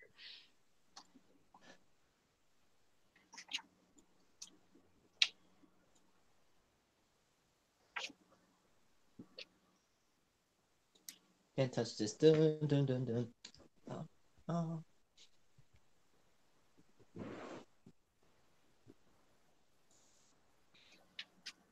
Okay. So yeah, it's Taurus' turn.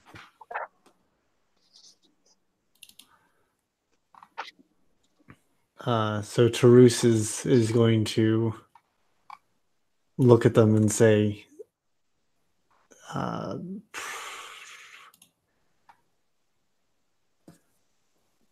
um,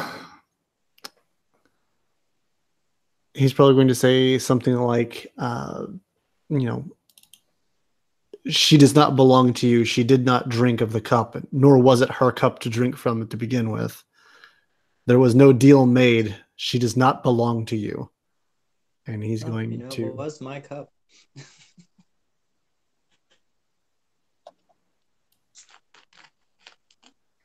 He's going to, I guess, take a step away from this one. So he gets an attack of opportunity if he's not grappling Aaron. 9 will not hit. Because I'm a bit of a tanky boy.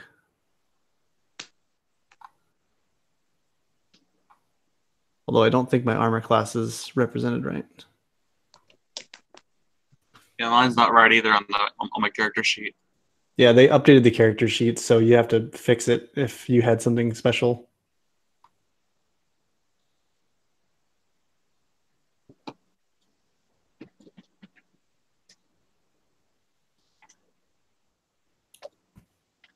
Oh. Shit, so yeah, I've got to do that. I didn't even need to use those dice.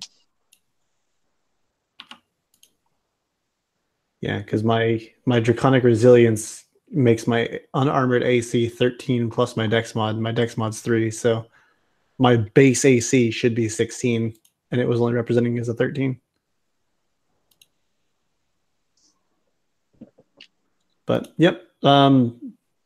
Then I am going to Chromatic Orb the man right in front of me. Yeah.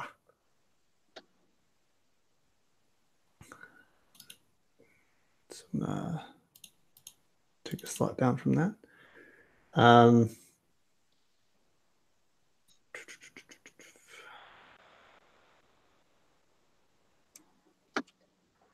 Yeah, I think I'm going to have it be thunder instead of fire, since they seemed to resist the fire. What? Tarus just used some magic other than fire? He's used a couple illusions before. They were fire illusions.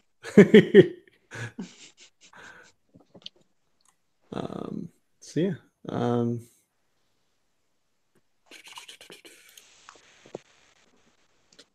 Chromatic sphere.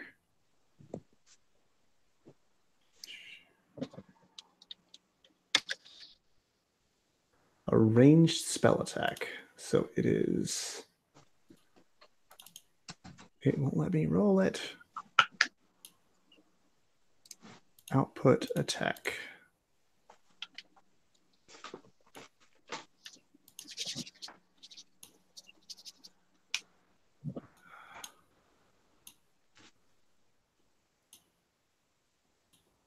Oh, there we go. Okay.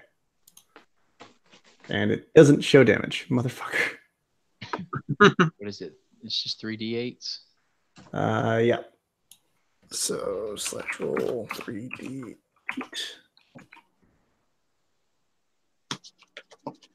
It's pretty decent.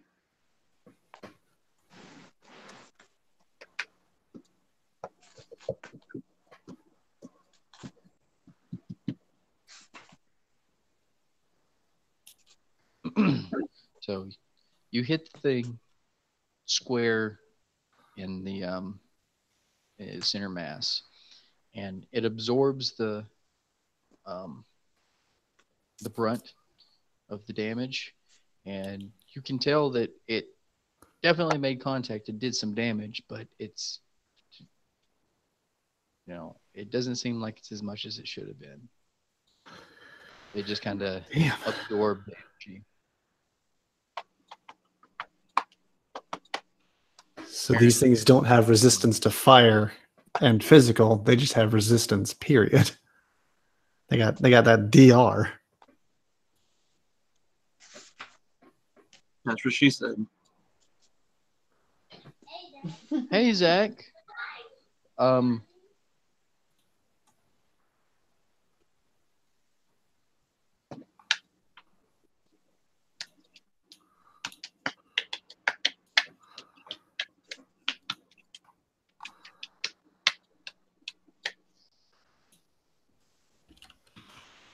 okay. So, yeah, anything else to your turn, Taurus? Oh, that's it for me. Reiki. Okay. First, I am going to, as a bonus action, use my spiritual weapon. And it's like, boom. And I'm going to conjure it here. Actually, I can conjure it here and get a flanking bonus, I think. And it will hit the guy, hit this guy for 7 force damage. If the 19 hits, which I'm assuming it does. Yep, it hits. Does it take the full force from what it seems? Pun intended. Ah, man. I keep doing a bad thing. Oh no. Okay. So it doesn't seem like it takes the full force of the attack. It kind of moves through it more than has a solid impact. Okay, and then as my second action, as my actual main action, I will channel divinity and rebuke undead.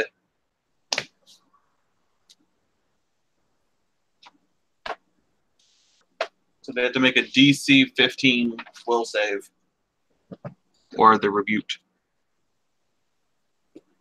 Or turned. Chastised. You wag a finger at them and yell at them. Yes, I wave my lightning symbol in the air. Your mother would be so disappointed. I thought it was a Jewish mother, but okay. Get your butt off that thing. Yeah. Oh man. That's what I say. That's what I say. She can do it. So they all make it check individually, I guess. What ability is that save based on? It is 8 plus my wisdom modifier plus my proficiency bonus.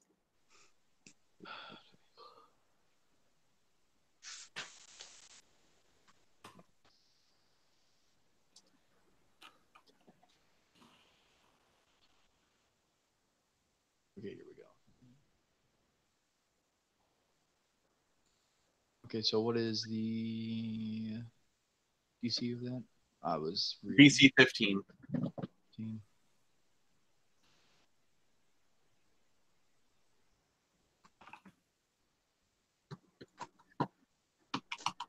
Since since I worship lightning, I kind of wonder what I'm,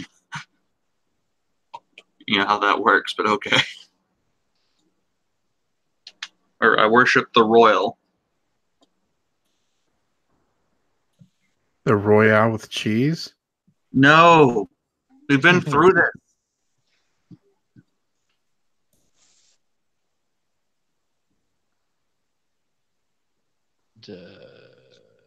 And here I thought he was an atheist.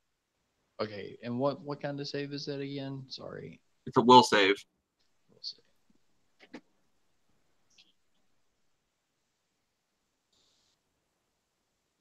Oh, sorry, wisdom save. Wisdom save.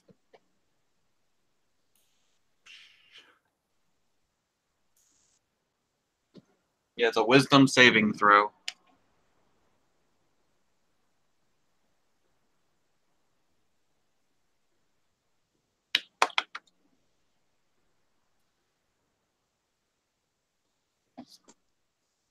So, and it's every undead within 30 feet of me. So it should hit all of them. Yep.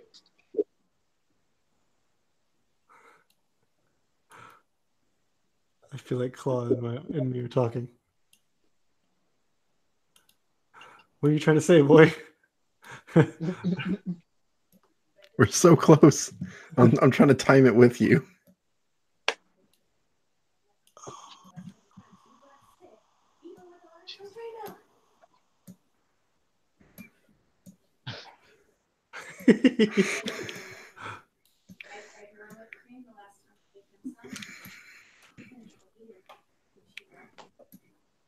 So many rolls.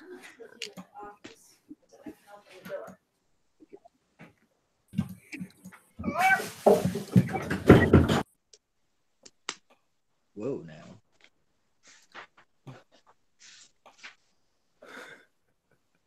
This is trippy as hell.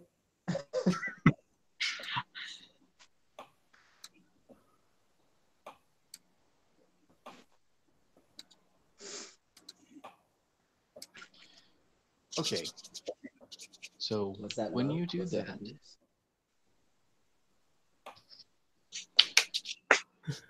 a couple of them are definitely affected. This one and this one flinch and turn away, but the other ones don't seem to be affected. Son of a bitch. Oh, are we still fighting? Because this is a lot more fun. I am offended, sir. Actually, did anyone ever start sharing their screen? No, I don't think so. Shit. So Oh, we have well. no idea what's going on the playing field. Great. It'll be I.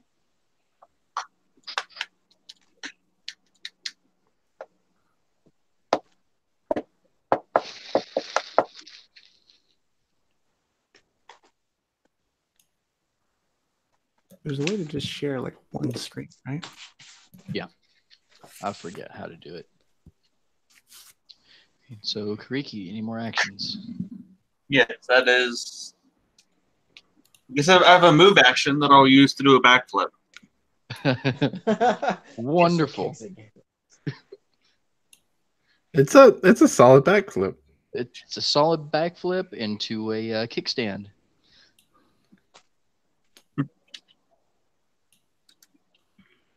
Here you are showing off in the middle of a fight. If I want to die, I might as well die with style. Jazz hands as he gets consumed by the god of the underworld. Yes.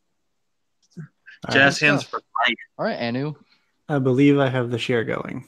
And I believe it's just the voice within page that I have open. So you're not even going to get any weird feedback with my other screens. Before I With your midget porn on the other tab. Before I Shut start my up. turn, Lucas, can I have one of those luck points back since I rolled a 15 and my armor class is actually supposed to be 15? I didn't realize that they changed it and I had to go input it manually. So I'd rolled a 15 and then re-rolled for a 4, and I didn't need to re-roll.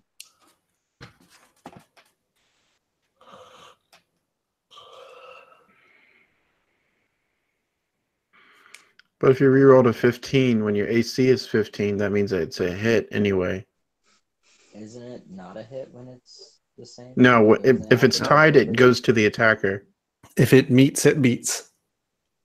Okay, then never mind. And that is not as lewd as it sounds.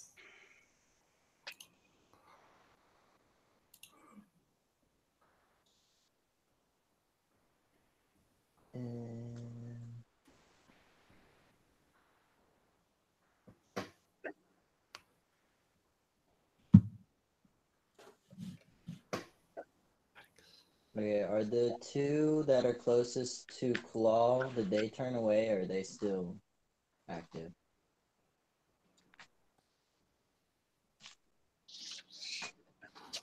I believe he said this one to Aaron's right. Well, I guess it might be her left if she's facing downward, but This one directly above me, and then this one closest to This me. is closest to you. Yeah. Yeah, these two right here. They were scared by my fiery temposition. Yeah. I don't know what I was trying to say, but I used a word that is not a word, so I appreciate everyone not pointing it out. So it's you guys are good friends. As Thor said, all words are made up. It's not wrong.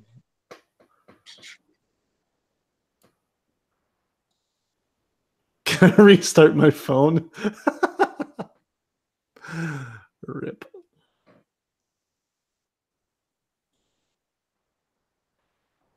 So this is where we're about to hit 9 o'clock. So our rogue friend is going to jump out of the bushes and just stab them in the butt. What? Proceed with the stuff and the things in the combat and the And the butt All right. stab. So currently it is our good friend Annie's turn. Indeed. So the two that are rebuked are these two right here that my cursor is pointing at touching. So they will spin it running away from us. Yep.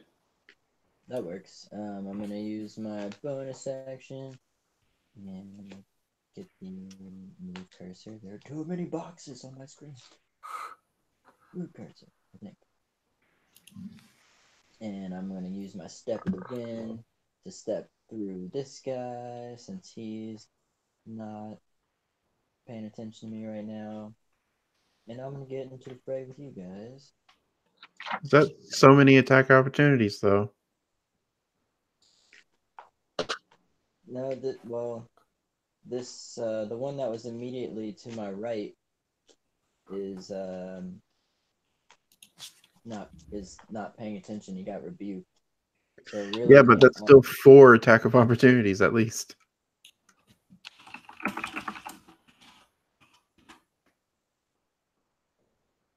Although as soon as you hit them, they're no longer rebuked. So let them run away. No, I didn't hit them. I ran past him. Okay. And I guess if they're CR 1/2s, now that they split, I don't know what their CRs are, but if they're CR 1/2 or less, they're destroyed instantly. And would I provoke an attack of opportunity if I'm using the dash action? Yes, but if you use the disengage action, you can get out of it without taking any, but it'll take up your action. And then you'd have to use your movement to move away. It's a bonus action. So I'd have to use my movement action to... Okay, so that the disengage then takes up the bonus action. I think disengage usually takes up your actual action. I'm using Step of the Wind. What does that do? Click, click, clack, clack, click, clack, clack. Yeah, sorry. My microphone's really close to my keyboard. You're fine. I was making a joke.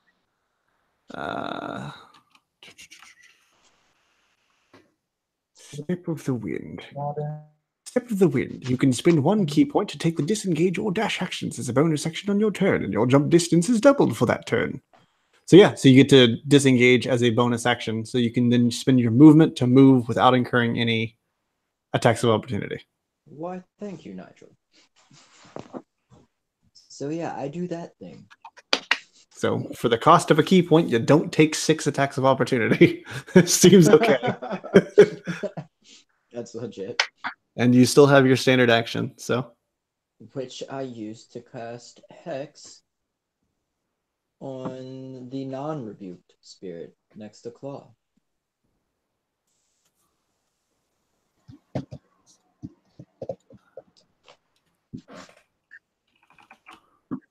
Let's find my button for that. Button. Who's got the button?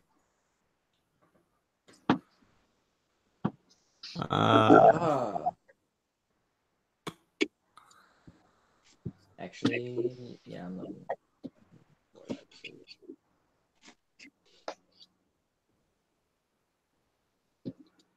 You said Actually, hex? while Lucas is gone, I'm gonna go heat up some leftovers. Okay. No Sounds objections good. here. You place a curse on the creature that you can see within range until the spell ends, which is up to an hour or until you lose concentration. You'll deal an extra 1d6 on attacks to the target. Choose one ability when you cast the spell. So what ability you choose? Wisdom. Okay. So the target has disadvantage on wisdom checks. If the target drops to 0 before the spell ends, you can use a bonus action on a subsequent turn of yours to curse a new creature. That's worded awkwardly. Agreed. Get that straight out of the book. Yeah. So this smarmy little cuck right here is going to get an additional 1d6 necrotic damage anytime that you hit them with an attack. Which doesn't seem very good. But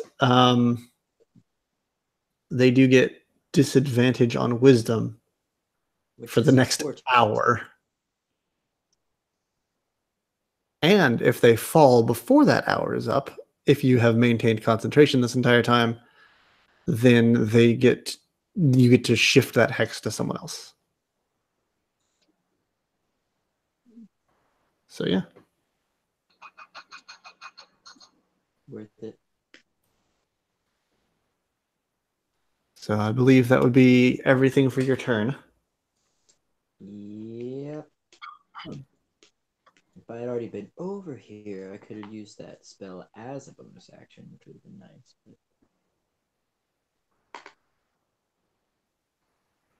Yeah. That's what I, I think I should point out that hex is in fact a bonus action. Passing time is a bonus action, but I should still be able to use it as an action, right? Right. But if you instead wanted to use your standard action as disengage, then move, then use hex as the bonus action, you would save a key point.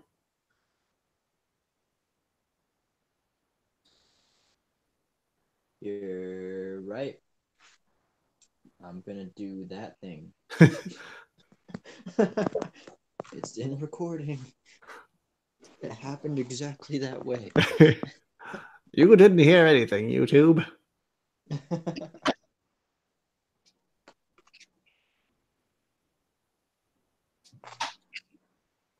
You're already in the call with us, Luke.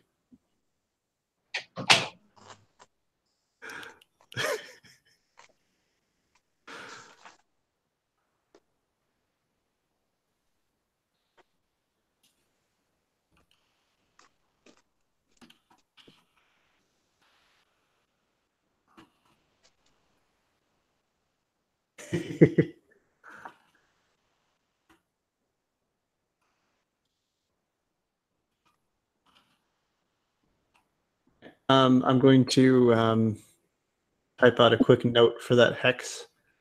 And then I guess this is the bottom of the round, so.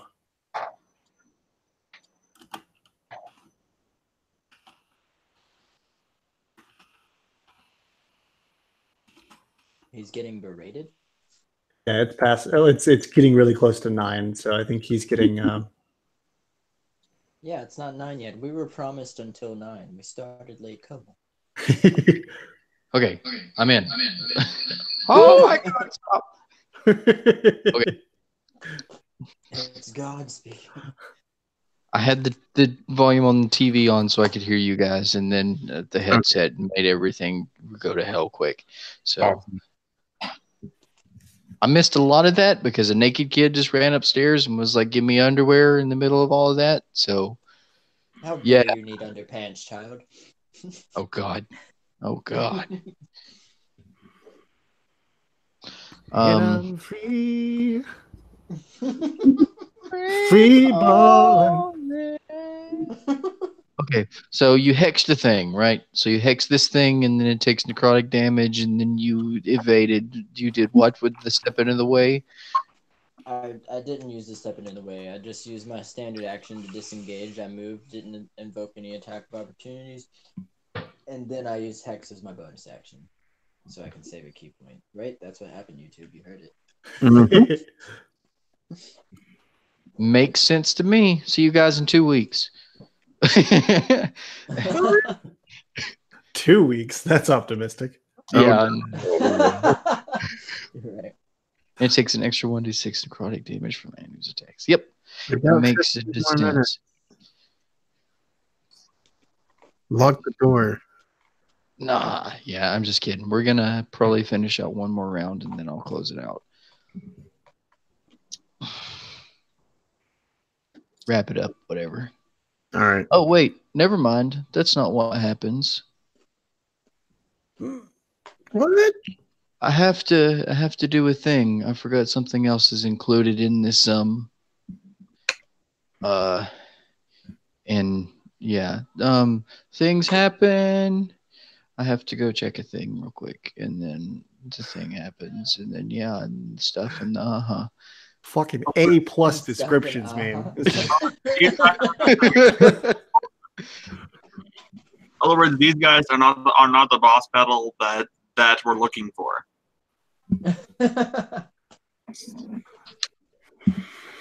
Shit. I want to We've farm made a some more mistake. experience before a boss battle. We've made a mistake. When they surrounded Anu, we didn't notice they're actually in a pentagram formation. Oh god. They're summoning. Oh no. They're all Shadowborn apostles. Shit. Okay, so that was good. Let me open this back up. So you're sacrificing all 5 of them for Grizzle brother. what are you tutoring? To summon Obelisk the Tormentor. It's no match for my winged Karibo. Blizzard Lock.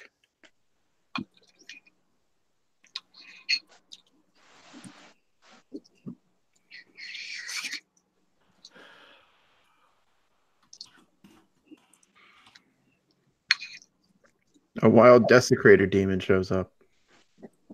That's not a good thing. Okay. It's a wild Angar. No one saw that.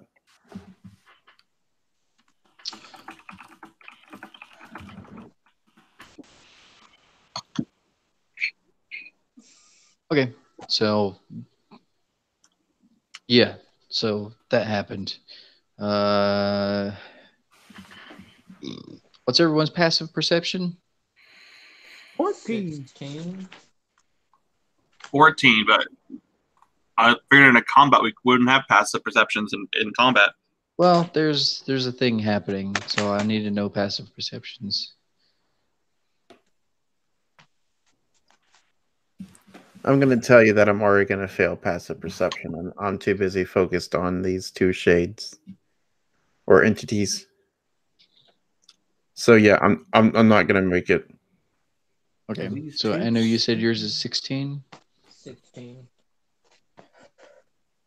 14 for me. 14.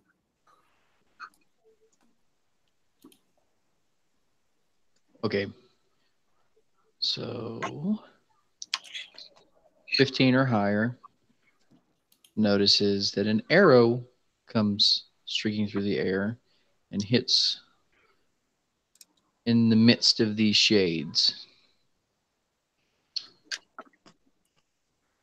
and sticks into the ground after passing through them.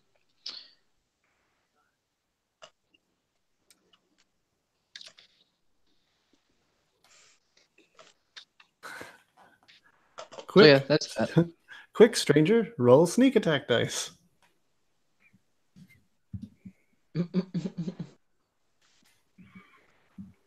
Okay, so yeah, Claw's turn. Okay. So I'm going to I'm gonna take my glaive and attack the one that's just north of me and try to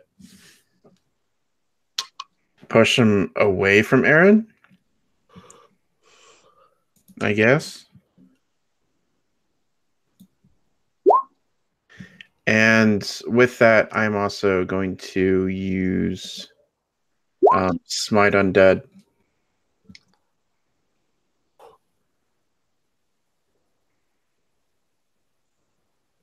Resist that, bitch. Man, well, you guys have like these anti-undead attacks. I did not come prepared for this campaign. I've got fire. And your masters told you it'd work on everything. They lied. It works on everything. It just takes a little bit more on other things. It's not working the first time. Use more fire.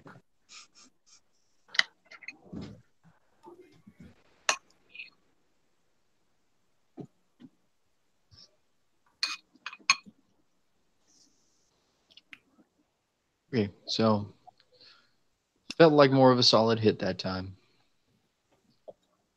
And it doesn't really push it away, but you get the feeling that you've done a little bit of damage. A little bit or a lot of it? A little bit. Oh dear. That was 19 damage, and over half of it was radiant. That's terrifying.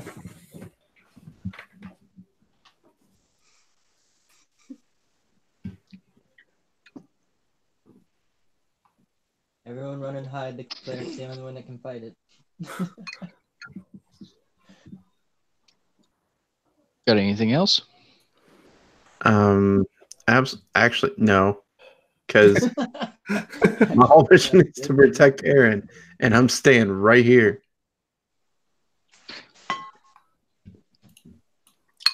Okay. I got a question. Yeah.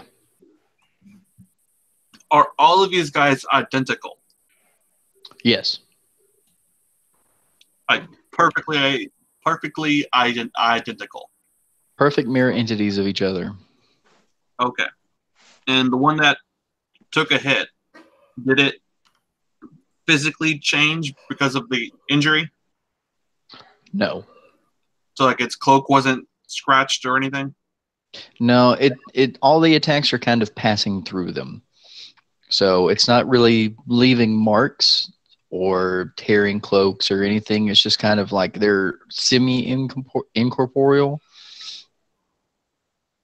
Like things shift and move and come back into the form that they were in before the attack was made. Okay.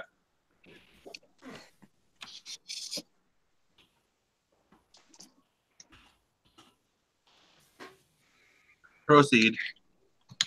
All right. So at this point, they're going to start swarming. This one's going to move out this way. Is going to come through Taurus, who is going to need to make a Constitution save. And I would like to make an attack of opportunity on that sucker. Have at it.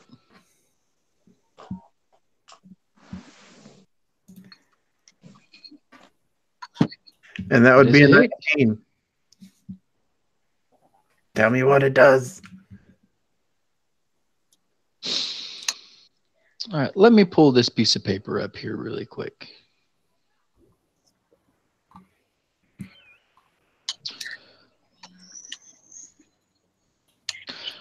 Give me a D6.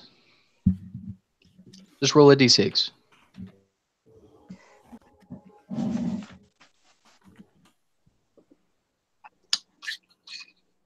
Dang it. Someone roll a d6 for me.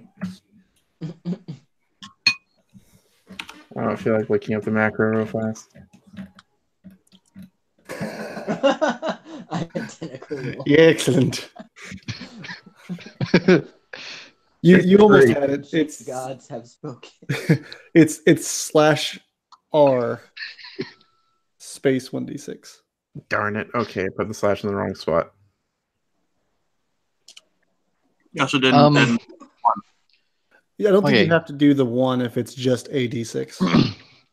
So the way this works is add 1 to that and roll your damage that many times. Holy shit. Okay. So roll damage 4 times. Roll damage 4 times. roll what for damage? 1d6 4 times, or No, his damage. Roll your damage 4 times.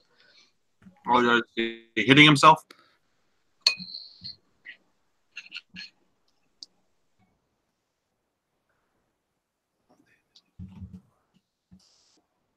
Was this like a basic attack?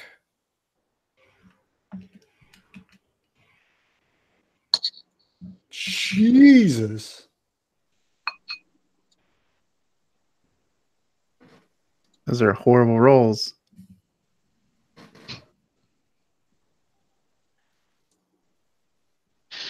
All right. So as you make a swing over everyone's head, apparently,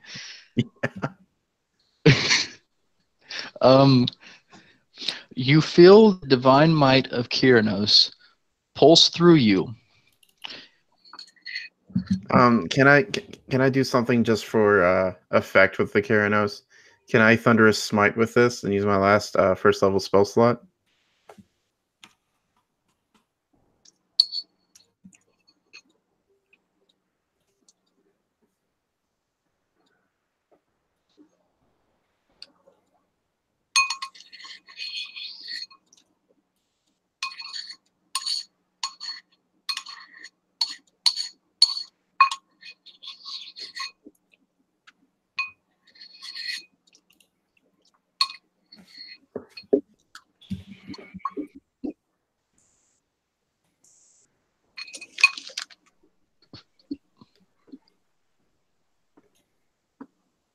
Okay, here we go. Can you guys still hear me?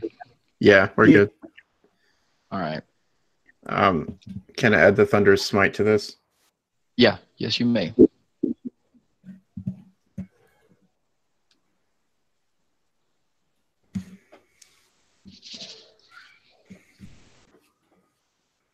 I'm just gonna add the 6. I'm not gonna multiply it 4 times. Okay, so, as you make this attack, you feel the power of Kyranos coursing through you. And through your hands and into the blade, it begins to glow and spark, and arcs of lightning come crackling off of this thing. And as you bring it down into the enemy, it's just electrical energy courses through it.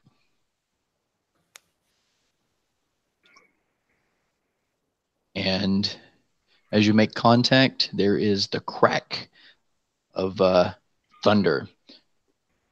You all feel it in your chest. And this does I get a boner.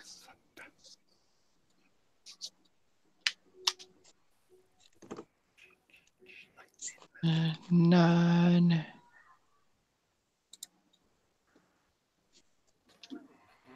Thunder. Thunder. Is this a shatter on top of all of this? Thunder. Feel the That'd be thunder. ridiculous. Not quite. But this one, you bring the blade into it, and it goes flying this way. So it comes trying to get through, and you hit it, and you just punt it off course. How's that for the god of lightning, Kariki? That wasn't my god of lightning. No, it's far more severe than your god. The problem when you know you live in a multiverse. Which god of lightning are we talking about here? My god isn't the god of lightning. My god is the lightning. How do you tell the difference between the two? Because one is a dude with abs shooting lightning out of his dick, and the other is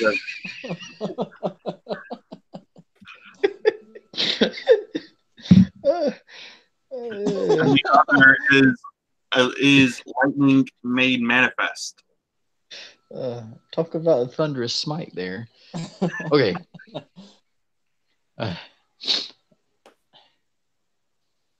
So all four of the rest of them move through Animaeus. And you need to make 4 Constitution saves and make whatever attacks of opportunity you are allowed.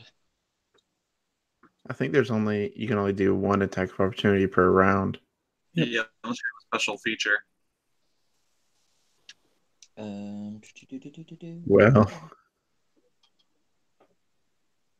Okay. I have advantage if they're trying to frighten, if it's a fear thing. No, it's just a straight up Constitution save.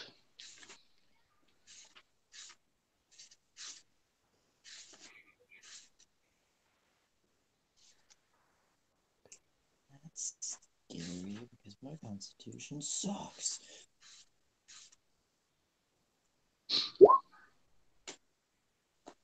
I take that back. And I have to do 3 of them. 4 of them. and keep in mind if you hit 4 levels of exhaustion, you die. Is it 4 or 5? It's 5.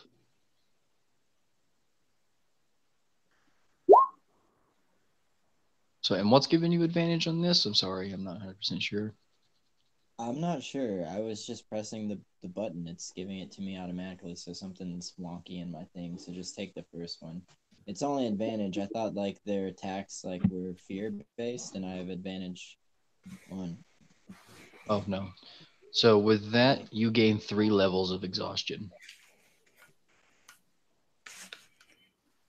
I might have to pull up exhaustion. I've got it right here.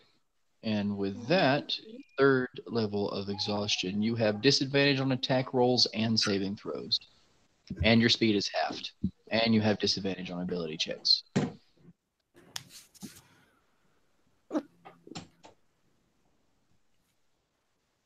Nice. So I'm screwed. Anybody got any anti-hex magic?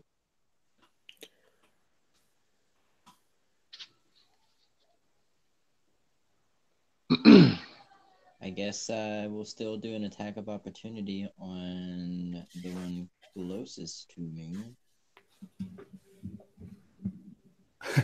I was just about to post that, Lucas. Yep. I already had it pulled up. So it's 6 of them. Yep. So disadvantage on abilities, speed halved, disadvantage on attack rolls, saving throws.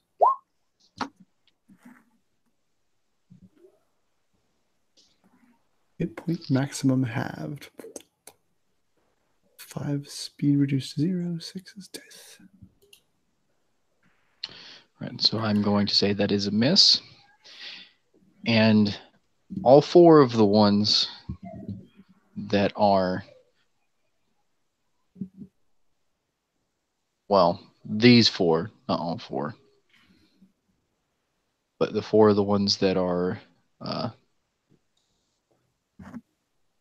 adjacent with her square are going to all grab her and attempt to drag her away.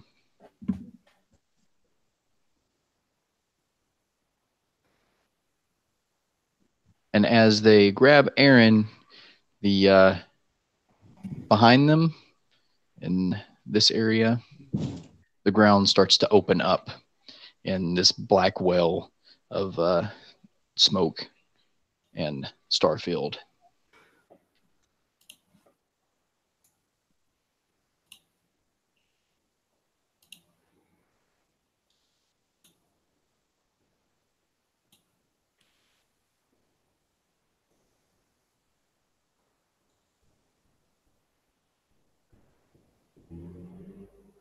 Cool.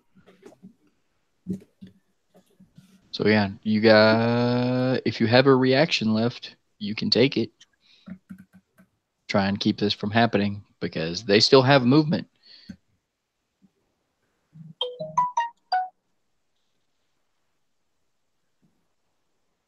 Yeah, I have no actions. I mean, I have a reaction still because I didn't use it to attack back when that thing entered my space this time, but I don't know of any reactions that stop 5 spoopy people from using grapple checks.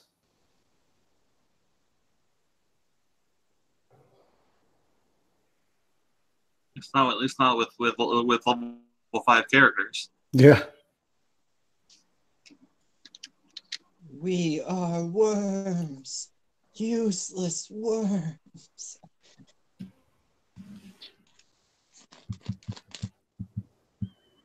What's I gonna do is spur the dying? Does that work? Not really. They're kind of just dragging her to a different place. So, I mean,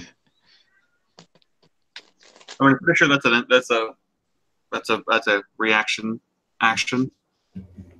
A reaction action. Yep.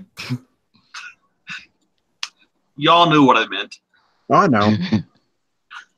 This was really fun to say. It is.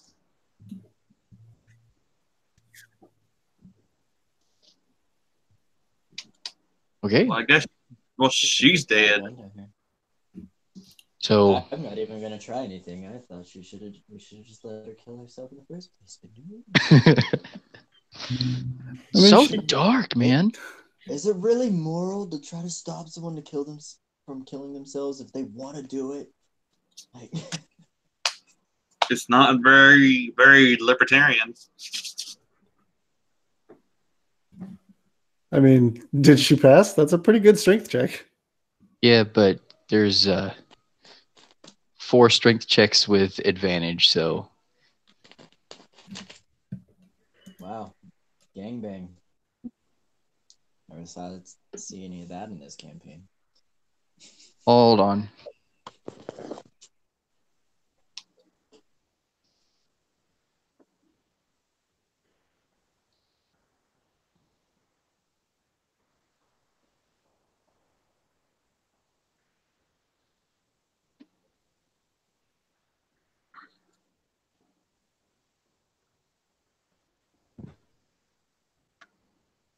Can I shatter her throat to put her out of her misery? I mean, she's going to the underworld anyway, so. Yes, but this way, we get the satisfaction of fixing the problem. That's fine. I mean, if you want to shatter your NPC friend, go ahead.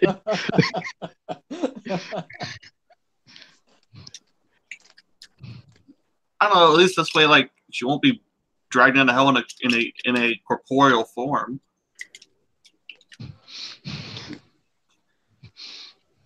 I don't know. You Maybe you do better in the underworld with the body, you know. But I mean, if she's doing strength checks, then she's resisting, so. She's resisting arrest. She's not suicidal while black, so. So yeah, at this point, they've drug her over top of the rift in the ground. And they're gathered around it, about to drop her in it.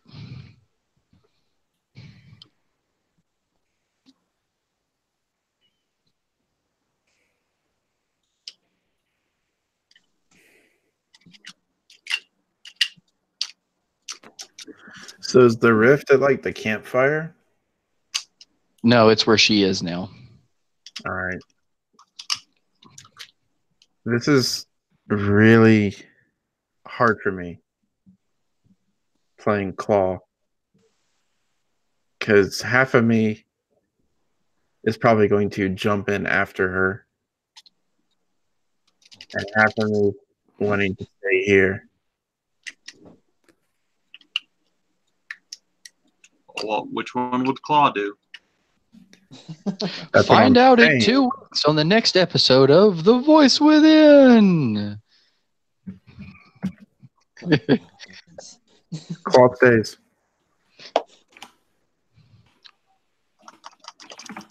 What is that D20 for? The D20 was basically me making a choice. 10, Odds or evens? 11 or higher. I was going after her. I was gonna jump into her, like, wow. I'm gonna jump in Yeah. the hole after her, and 10 or 10 or lower. I was gonna stay here.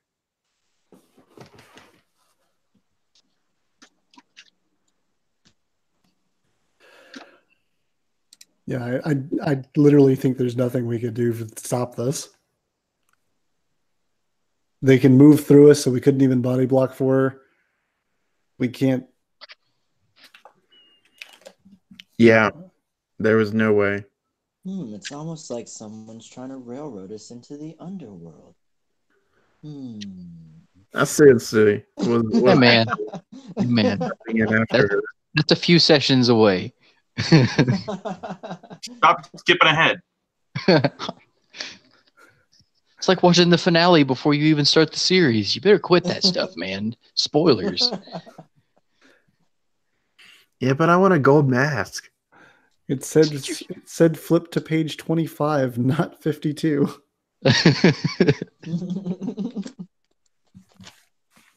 And so, if there's nothing anyone else is going to do, Is there anything we can do at reaction speed?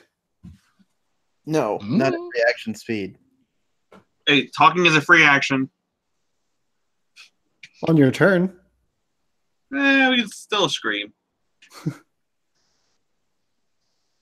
Like, bugger off, you bassos. Yeah, we don't really have any good reactions here. okay. So they drag her over the rift into the ground, over the rift in the ground, and she looks at Claw with just this look of resignation and like apologetically, like, I'm sorry for everything. Like, I'm sorry for getting you into this. And, like almost asking for forgiveness as Erebos's whip comes up and wraps around her waist and pulls her into the underworld, and the rift closes up.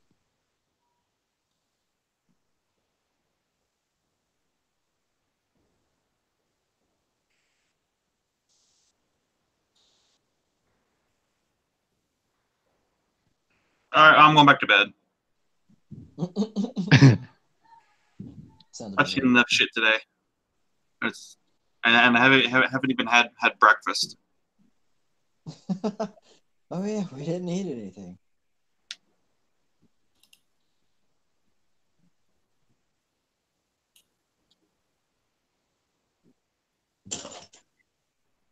Okay, now it is 15 minutes after time, so I am legit gonna call it here, even though it's in the middle of the turn order. So,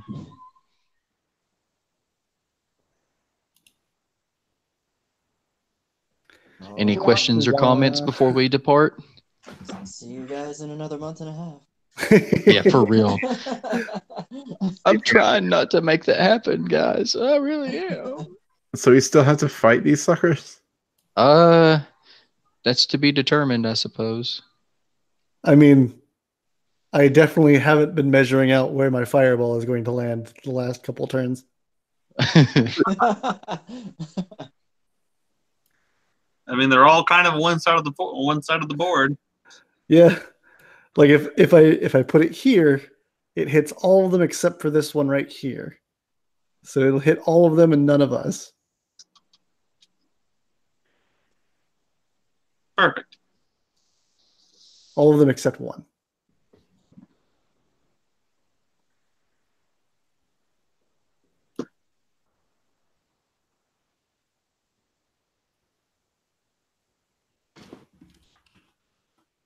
So what did you guys think of this setup so far? Where the story's led up to with this? Aaron and things. I feel like Aaron's a side quest.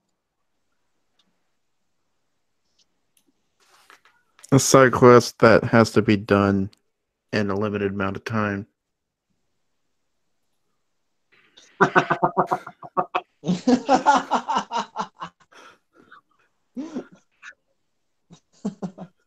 Giggity. I mean, are we going for the whole Dante's Inferno thing going? Is that what we're doing? I mean, I think we're gonna do it. I You're- feel like she's now motivation.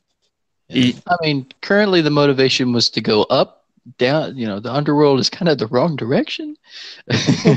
But whatever you guys want to do, just let me know like 8 months in advance so I can actually schedule this out.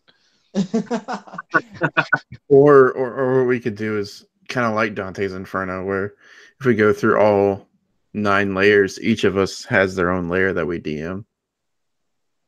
Dude, that would be sick. That would be sick.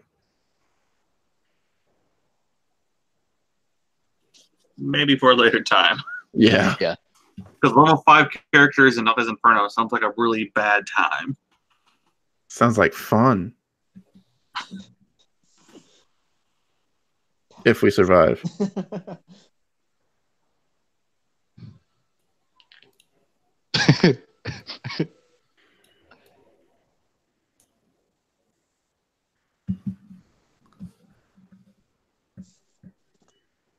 I mean, I'd love to see that happen.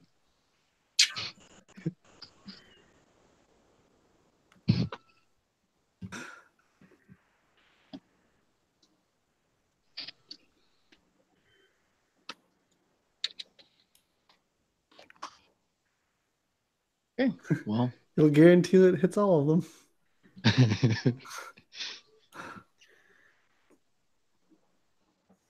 The funny thing about that is they all still have about half their movement speed left. Except for the one who didn't move. He's got all of it, and he kind of needs to move away.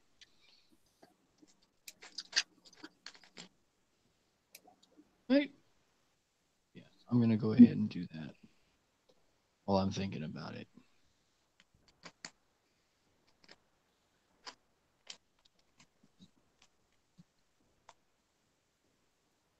You're gonna make me measure again, aren't you?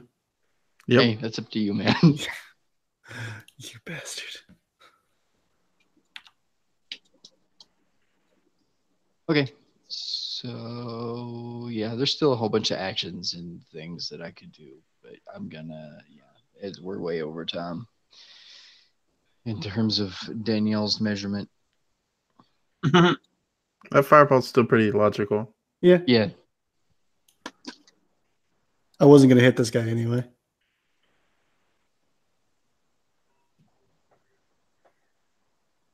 Wouldn't they Okay. in their turn while they're sucking her down to the underworld and dropping her?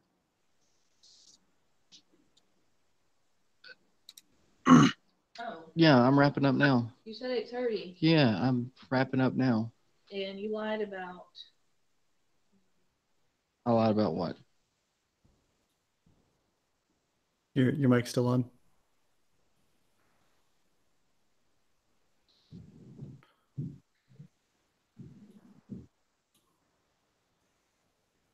All right, well, that boss battle's going on in the background, guys. Yep. Yeah. The real boss. Mailage. I choose to run away. Jeez. You guys are going to probably see a different side of Claw. All we had to do was run away, Claw. All we had to do. You couldn't just let it happen. The downside of playing a character and sticking to their ideals and bonds. Yeah. Well, that's what you're Like- supposed to do. My ideals and bonds and flaws makes me kick corpses and loot their bodies. Okay, well, we will continue this conversation in Discord if there's any more things that people need or want to say, because I got to get off here. I got children to bathe and monsters to satiate and things of that nature, mother-in-laws to pacify. Yeah. I actually need to go to since we're stopping here, because I need to do some shopping before the week. So I'll catch you guys later. Woo! See you in the. Don't say that's gonna happen. Bye.